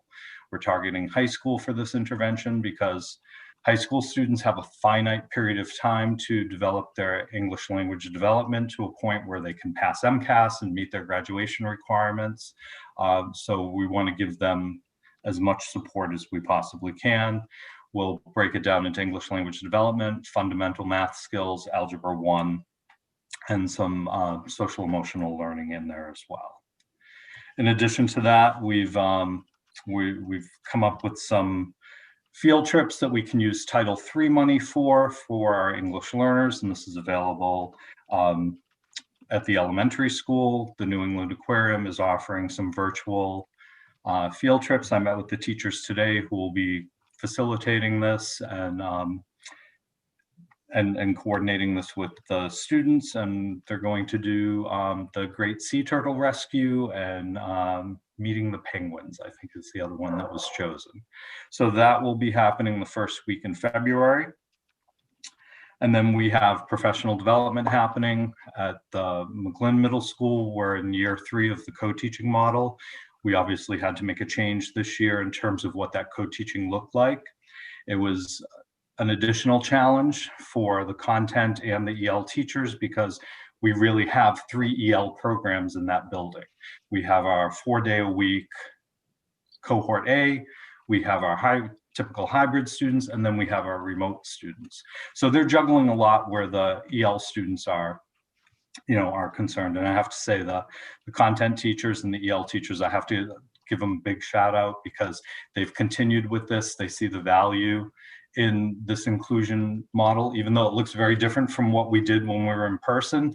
They're still connected to the mainstream classrooms, even though they're in the same building, it's virtually because we can't put a capacity over in a classroom, but that connection is still there and the teachers are working really hard to ensure that that continues. So we've had some professional development on that and what that looks like. And right now we're in the coaching phase where teachers are signing up to meet with the EL coaches on either common planning time or observing a co-teaching lesson to get feedback, and that's where they're at now. And then we're also doing some PD on culturally responsive teaching. We're doing it in the form of a book club.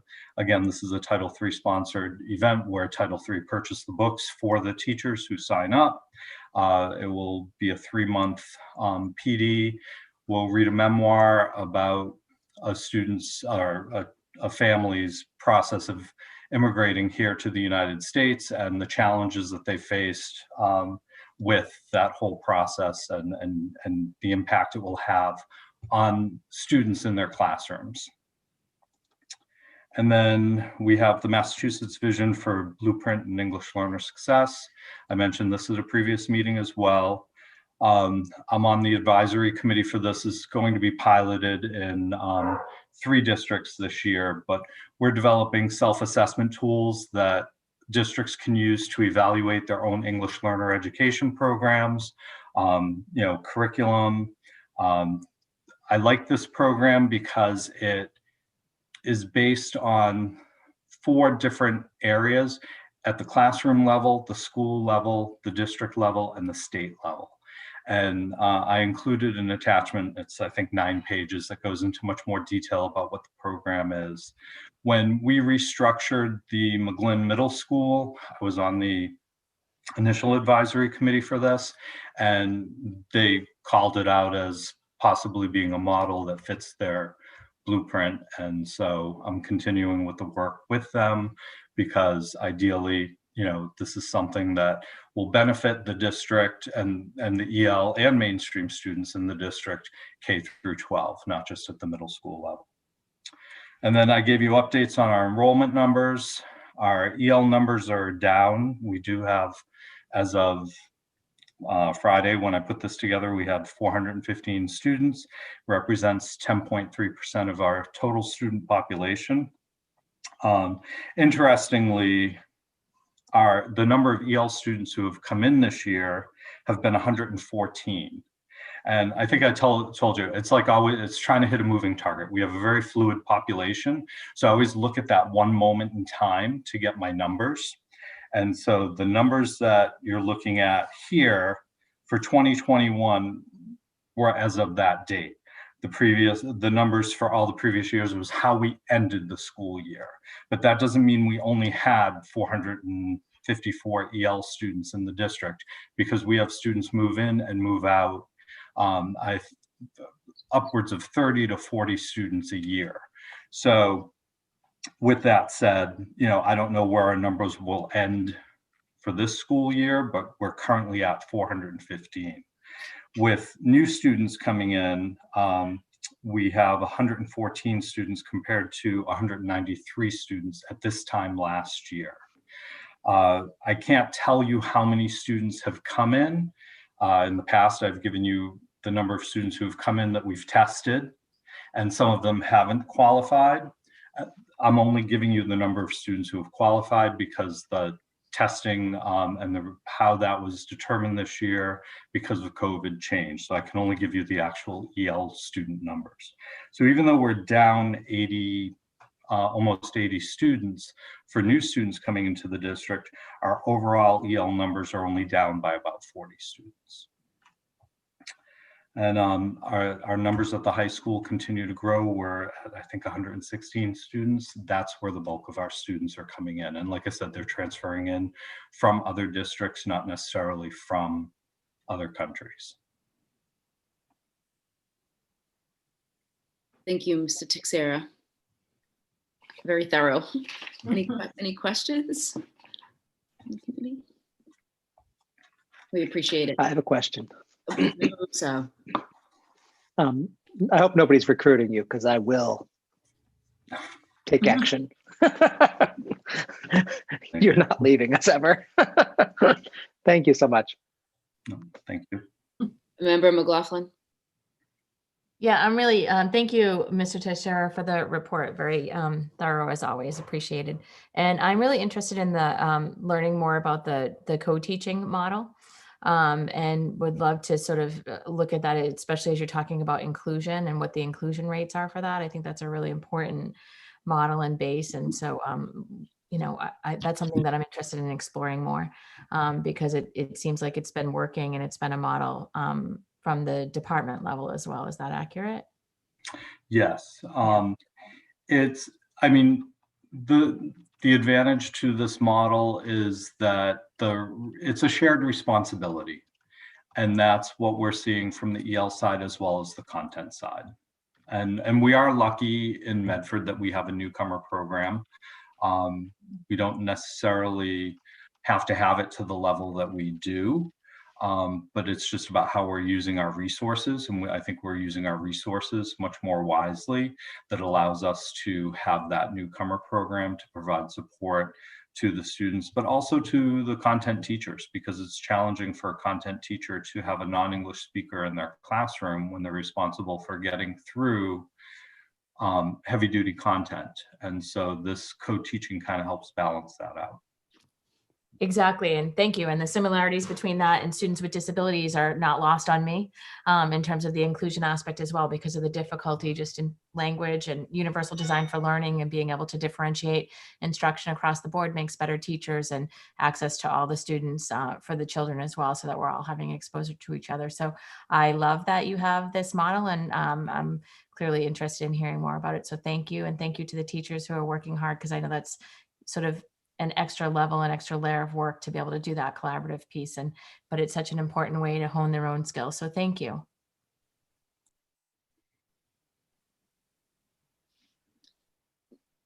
Next up, we have report on athletics during the COVID-19 pandemic, Mr. Bobby Maloney and Dr. Peter Cushing.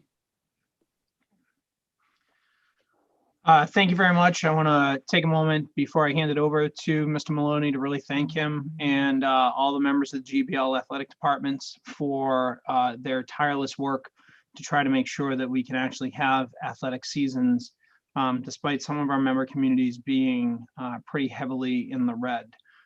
So I'll turn it over to Mr. Maloney, and then happy to jump in at any point along the way. Thank you, Dr. Cushing. Happy New Year's to everybody. Hopefully everyone stays safe. Yeah, it's been Rachel. I want to thank Rachel Perry. She does the GBL schedules. She's done them about 12 times this year, but we're confident, and we're going to do everything in our power to try to get these kids some kind of season.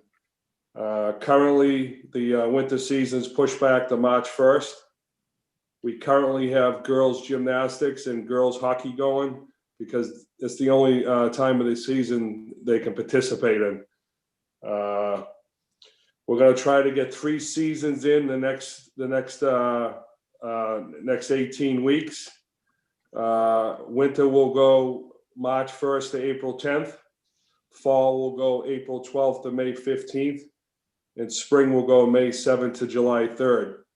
We're looking forward to trying to do everything in our power to get the winter season in. We're confident that we'll be able to get the last 2 seasons because they're outdoor sports. Again, I want to thank everyone's support. Dr. Vincent, Peter Cushing, Dave Murphy, everyone's been fantastic. And our student athletes are struggling. We're trying to give them some kind of hope. We keep pushing the calendar back, but I think this is the safest plan that the Greater Boston League came up with. Currently, we just went into the red prior to this week. We had Revere in the red, we had Everett in the red, we had the 2 Linds in the red, we had Chelsea in the red, and we had Malden in the red. So all these communities are working together, and through the leadership of the high school, we're hoping that our kids will have some kind of athletic season. And so we're also working to make sure that we can have at least 1 parent spectator be in the venue. There will be no outside visitors. It will only be Medford parents or guardians or caregivers. We'll work with Tony Ray and Marianne O'Connor on that. But other schools are not planning to have spectators within the GBL, but if we can have at least one of our parents be able to be there to see their child participate, I think that would be a huge help emotionally for a lot of people in our city. I also think that the way the GBL is trying to make sure that we can get, at the time it was the 2 Lynn schools, classical and English, Chelsea and Revere could be wrong, but and feel free to jump in, Mr. Maloney, but really trying to make sure that we're helping to bring those schools and those communities in as well, because of the benefits of interscholastic play to support students. We're also working to bring middle school sports on board in an intramural fashion. There is currently no appetite across the GVL for middle school sports, but if we can do something to have our middle school athletes participate and be involved, even if it's between the two schools or amongst themselves, however it may be, I think that would be a big help. Mayor? Yes, thank you. Member Vanderklut. Yes, I just wanted to ask, when I look at the schedule, that last piece, the spring sports going to July 3rd, that means that our seniors would have already graduated. Will they continue to be eligible to play? And how's that going to work? Yes, they'll be eligible to play. The MIA has given local districts a free pass this year on some of the rules through the leadership of Paul DeLaver and the principals in the GBL. Prior years, the seniors would be out too if we went to the postseason. Their problems would be over and everything. So this is the only fair way to get 3 seasons in. We didn't want to cancel one season because we didn't think it was fair to the fall athlete. So we're trying to get 3 seasons in, and this is the only possible way to do it. Do you think that the fact that the season will go beyond the end of school, will our students still continue to participate and not be deterred by that late cutoff date? Yeah, I believe so, for the love of the game and the love of the school. And I think they really appreciate what we're trying to do, and we understand their frustration. When last year's spring season got cut, we just figured we rolled this year, but I think we'll be able to do this successfully with the support of everyone. I hope it works. Thank you. Thank you. And Mr. Maloney, are you talking just high school, or will these seasons be, because we did plan for the middle school to also have their fall season in the March timeframe. So can you just elaborate on that a bit? Yeah, we would be able to, if you look at this schedule, we'd be able to consolidate the middle school schedules once we got outside. For the indoor basketball, Dr. Cush and I were talking about trying to get an intramural thing off the ground for the next 6 to 8 weeks. But I believe once we get outside and we can social distancing a little bit better, and we'll be able to utilize Hormel Stadium. There's no reason why we shouldn't be able to get all the middle school sports in. Great, thank you. Thank you both. Number 6, we have report on Racial Equity Task Force, Dr. Maurice Edouard Vincent. Good evening again. Earlier today, I had the opportunity to meet with our Racial Equity Task Force. And I wanted to read my report this evening and share the work that we have been doing. I think now more than ever, in light of all of the challenges that we are facing, both I think as a nation, what the challenges that we're dealing with, meeting with the Racial Equity Task Force and the exercises that we participated in today, and just sharing the different thoughts, different perspectives on the events of last week. It was really a gratifying experience to see how we were able to come together, students, parents, and administrators, staff who were part of the Racial Equity Task Force. I am going to read the report that I submitted. During the summer of 2020, the Medford Public Schools put out a call for applications for constituents to serve as members of a Racial Equity Task Force. A diverse selection committee selected the members of the task force from the more than 80 applications we received. Our goal was to develop a strategic and coordinated approach to address issues of equity, diversity, and inclusion within the Medford Public Schools. This summer, the killings of George Floyd and Breonna Taylor and the disproportionate impact of COVID-19 on communities of color sparked nationwide conversations about race, equity, and the experiences of people of color across the United States. These events reignited a national outcry for justice. This national outcry was further amplified through the voices of our own Medford students who took to social media to list their experiences as students of color.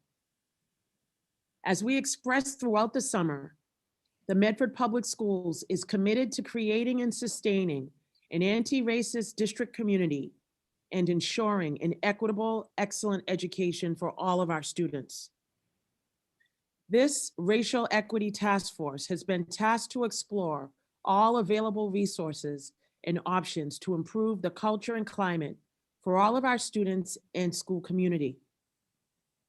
The voices and ideas of our community members who serve as members of this task force are essential to improving the staff and student experience.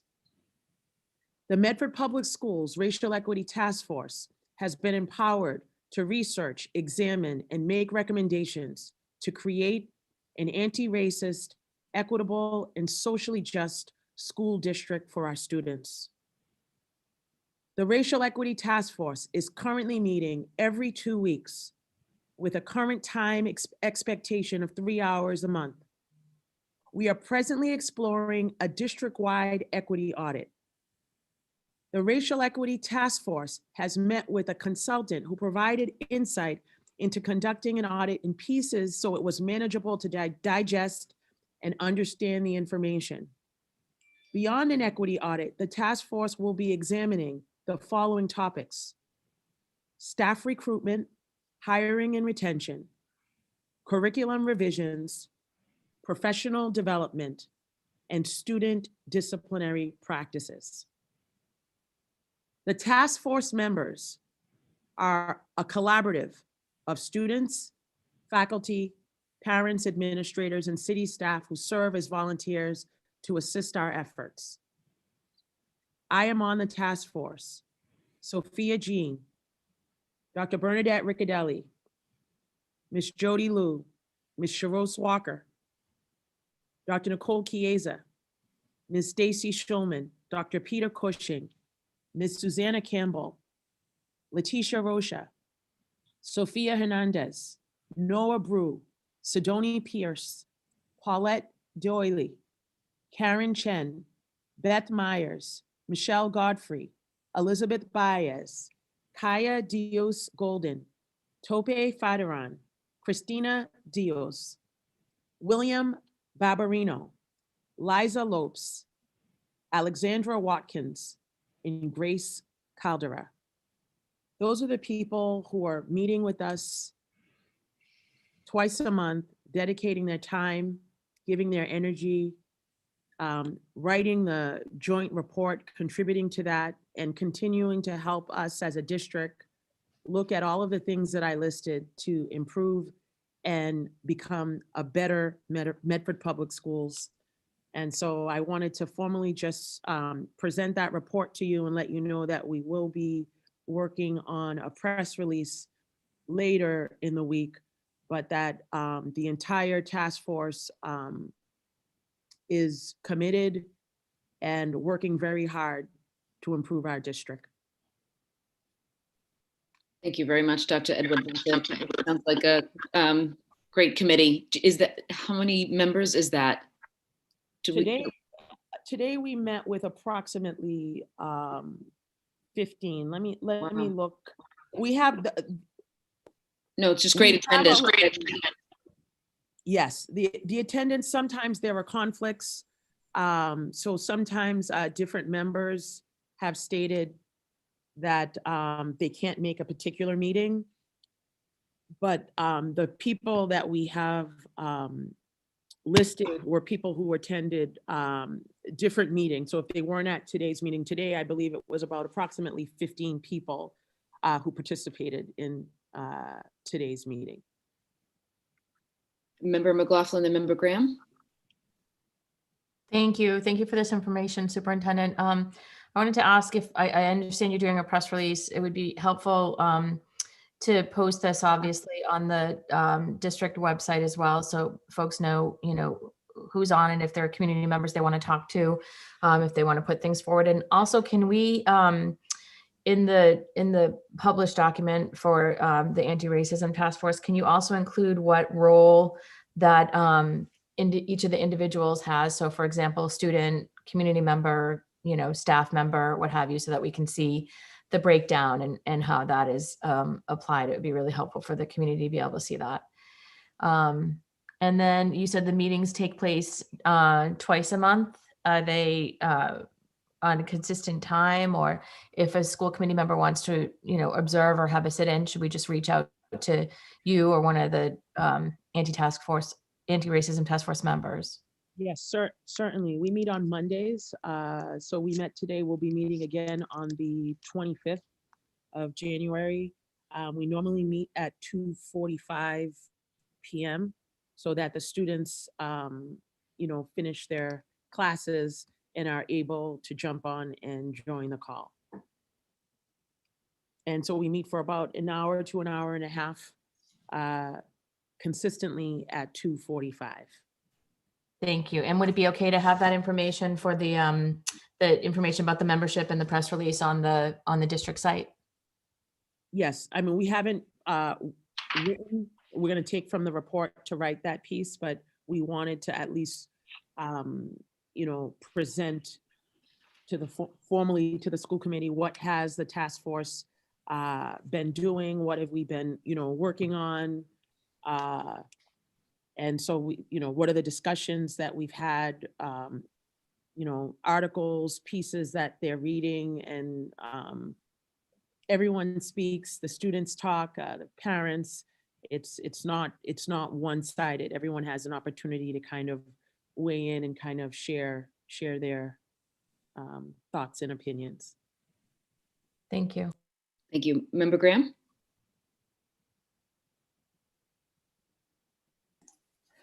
Hi, can you talk a little bit about where the task force is at regarding the equity audit and how you're planning to approach that? So the equity audit, we had one consultant already present to the task force about what are the pieces of data. So we have actually been speaking with looking at different vendors to say, how could we? So it's when the task force met and said, this would be something that we would like to have about the schools and about the district. And so we're in the process of trying to look at what would the final equity audit look like, where we're on COVID time right now. That's one of the things that we talked about, that it's not a traditional school year.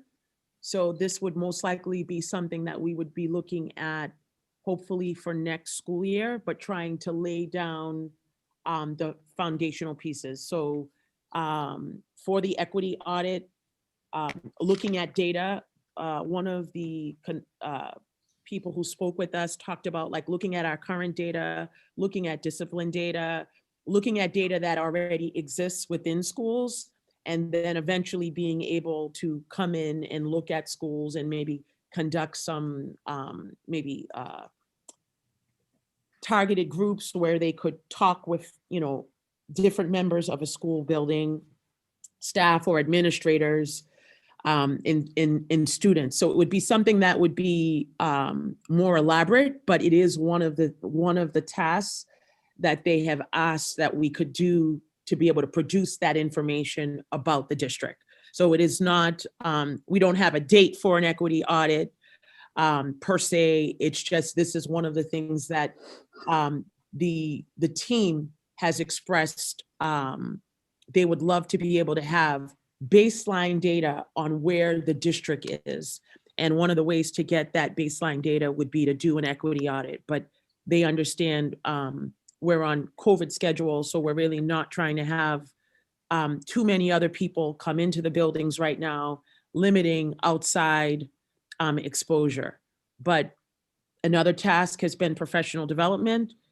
And with the task of asking about professional development, we have been looking at additional ways to supplement professional development for both and/or workshops for both staff and administration.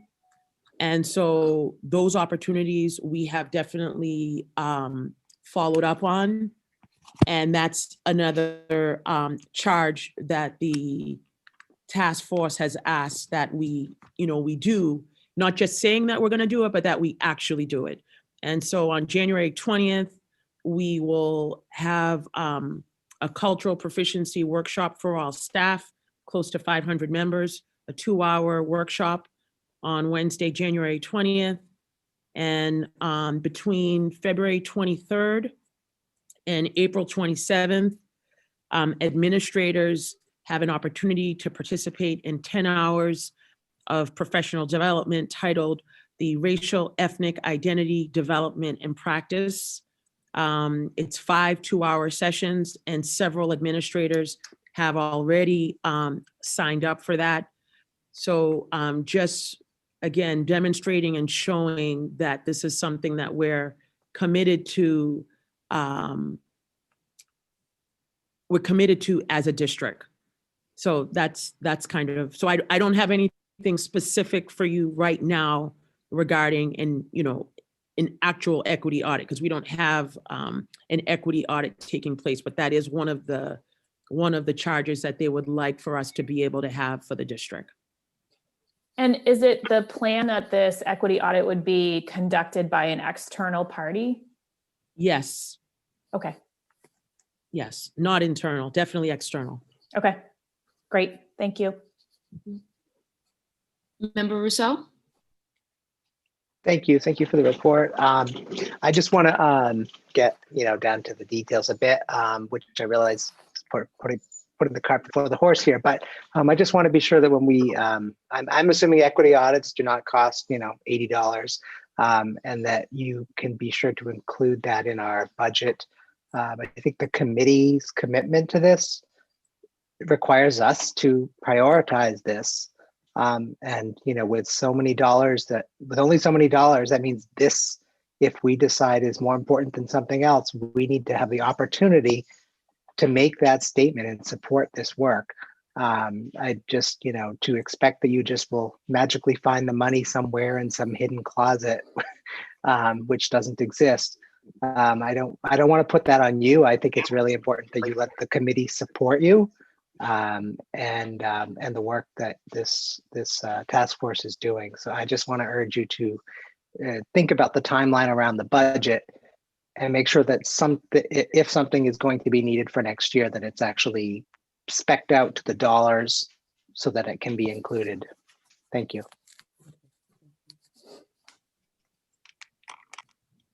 Thank you and the committee for that important work. No further questions. We have old business, which I don't believe we have any. Yes, Member Rousseau. There is a person with his hand up, Adam. I don't know who that is.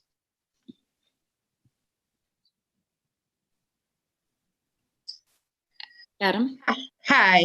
I was just wondering, thank you for all the work you're doing on the task force. I was just wondering, if this is the task force, are you going to be coming up with a curriculum for the kids in the schools? So what we will be looking at is how to find ways to integrate and supplement the existing curriculum, because we still have to follow the curriculum and state standards, but we are looking at that. Dr. Chiesa and Dr. Riccadelli, they both are also on the task force. And that is something that is, everyone as a district, the directors are looking at ways to supplement our existing curricula. So that is something that hopefully, as we continue to meet and look at additional resources, how that can be added to what our portfolio of offerings is right now. Thank you. Thank you.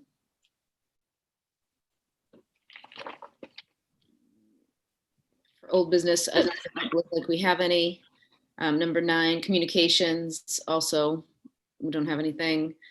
And for new business, we do have a resolution offered by Member McLaughlin. Massachusetts Family School Partnership Initiative. The department, in partnership with Pat Spradley, former Chief of Parent and Community Engagement for Springfield Public Schools, and the School and Maine Institute, is offering up to 3 school districts a new opportunity to strengthen district systems for family engagement through the Massachusetts Family School Partnership Initiative. Districts that are interested in being part of the pilot will be asked to submit a brief application by Tuesday, January 26th. Member McLaughlin? Thank you. I thought this was a great opportunity for Medford to apply to be part of this pilot initiative on family school and partnerships. It's based on the Massachusetts Family School and Partnership Community Partnership Fundamentals, which can be shared for folks who are interested. I'm happy to share it or share it with Lisa Evangelista to share. And it, supports the innovation and implementation of powerful family engagement strategies for this year and beyond. So there'll be a webinar tomorrow from 3 to 4 on Tuesday, January 12th, that requires registration for any community members that might be interested or educators that are interested. I'll be attending that. And then, as you stated, Mayor, the application itself is due January 26th. Only 3 districts across the state will be chosen for this pilot. And I'd like to throw Medford's hat into the ring. I wanted to put that out to the superintendent here and ask her opinion on that and whether that's something the district might consider.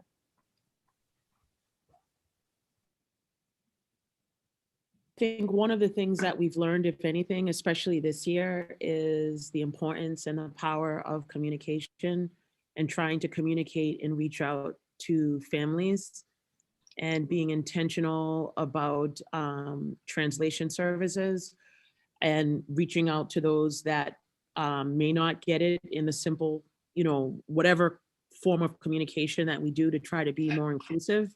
I think this is a good opportunity. I know it's highly competitive, but what we can do is definitely throw our hat in and, give it a try. So I will definitely try to jump on the webinar tomorrow and see if I can have a few members of the team jump on the webinar just to hear how they really explain it and, what is it that districts will end up receiving if they are chosen to be part of this initiative. It might come with funding, or it might come with just some very interesting strategies that we haven't thought about. So I definitely am willing to at least, go to the webinar, participate in it, and see if there's something we can do to continue to increase parental involvement and engagement in Medford Public Schools. Thank you. Thank you, Member Graham, then Member Vanderkloot. Thank you. So the one thing that I would say if we do decide to move forward is that we passed a resolution earlier this year to sort of build a complete communication strategy. And one of the key elements of that strategy is family engagement. So I feel like we are well positioned to be able to say, like, we know we need to do this work. We are trying to get this work started, and this would be like a great fit for us. So I feel like from an application perspective, there's probably a great way to integrate some of that work that we are doing as part of the communication engagement and strategic planning subcommittee already. And I know we have an upcoming meeting slated for this very topic, I think in April. So, which is obviously like probably one of many meetings that we'll have on this topic. So I just wanted to reinforce that this committee unanimously supported that effort, and I think that would make us really attractive. Thank you. That's a good point for persuasive writing to incorporate that. Thank you, Member McLaughlin, for bringing this forward, and Dr. Edward Vincent for taken the lead on it. If we could maybe as a committee just get an update if we are going to submit an application, who will be drafting that, and make sure. It's in my role as mayor, there's so many grant opportunities out there, and I just am always on people to make sure they're meeting their deadlines. So if we can just kind of get an update before the 26th to know if and when it went out, that'll be great. Okay, Thank you.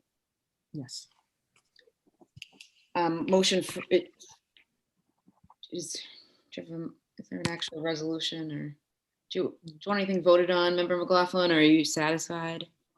No, I'm satisfied. I'll be in the webinar tomorrow, and I'm sure Dr. Edward Vincent and I will talk more, but I'm satisfied with the presentation. Thank you. And Member Vanderkloot, my apologies. Yes, first I want to thank Melanie for bringing it to our attention. Melanie, I know you sent out information to us today. Did that have the webinar link in it? Yes, it does. Okay. So thank you. Paul Mayor? has his hand up.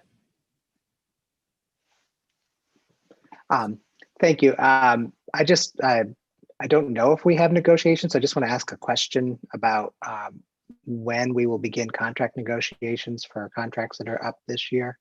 And if that's what we're going to talk about tonight, then that's fine.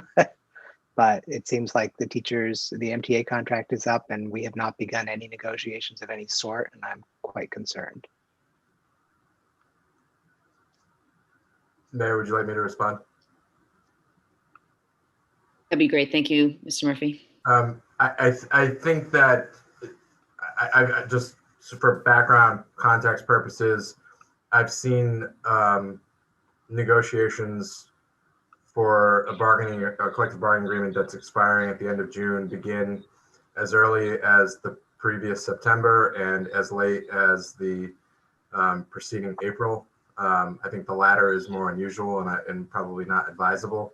I think the variable that distinguishes our current situation is that due to the conditions under which we're operating, we're in we as in the administration, and then earlier this year, the representatives of the school committee and the negotiating committee have been in very frequent communication with the union leadership, and that's an ongoing dialogue that we've been having. So I think that as a result of that, given where both parties sort of know where each other stands, there maybe hasn't been as much of the sense of urgency to begin the formal dialogue related to a successor agreement. But I think that, to your point, I think that time is approaching soon. We've received only one communication amongst the 11 bargaining units inviting us to begin negotiations on a successor agreement. That's usually sort of the traditional sort of starting gun, is that the union will notify the district of their intent to enter into collective bargaining negotiations. And so, as I said, I say that there is one, but I think that union represents 3 bargaining units, so really 3 of 11. And I think we'll be receiving more of those very soon, and putting together, we'll be wanting to meet with the school committee in executive session to put together a set of bargaining priorities and goals prior to the initiation of that. So I think, I don't think we're late necessarily, particularly because of the ongoing dialogue, but I do think that we'll be seeking an audience with you in the very near future to begin that conversation in a more formal way. Thank you. I just want to be clear that, when I first came into office, I was brand new, and I just hit the rubber stamp button like most new members do. Even though I thought there were things that we should have done different, it was just too late. So I kept notes of the things I thought we should have done differently. And I hope we don't get expected to hit the rubber stamp button just because it's a COVID year, because I'm not really interested in that myself. But thank you. Sure. Thank you both. We have a number of condolences. The Medford School Committee offers its sincere condolences to the family of James B. Maloney Sr., who taught English at Medford High School and was a proud World War II veteran. The Medford School Committee offers its sincere condolences to the family of Mr. Joseph Ferrari, who was the father of Medford Public Schools student Andrew, Medford Public Schools alum Lorraine, and husband of Nadine. Also, the Medford School Committee offers its sincere condolences to the family of Patricia Mazurka, husband of Joseph Mazurka, security monitor at the Brooks Elementary School. The Medford School Committee offers its sincere condolences to the family of Michael D. Suthenfuss, who was the father of Medford Public School special education teacher Krista Suthenfuss Murphy. The Medford School Committee offers its sincere condolences to the family of Osama Bianchi, who served as a lunch attendant for over 15 years for the Medford Public Schools. The Medford School Committee offers its sincere condolences to the family of Peter Brady, who for many years was a guidance counselor and coach at Medford High School, and is the father of Eleanor Brady O'Leary, a Brooks Elementary School teacher. If we all may take a moment of silence, please.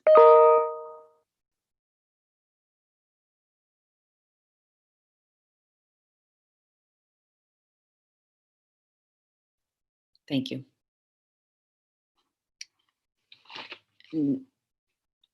I don't believe we have any negotiations and legal matters, so. Motion to adjourn? Motion to adjourn by Member McLaughlin, seconded by Member Vanderklut. Roll call. Member McLaughlin. Member Graham, Yes. Member Kretz, Yes. Member McLaughlin, yes. Member Mustone, Yes. Member Russo, Yes. Member Vanderklut,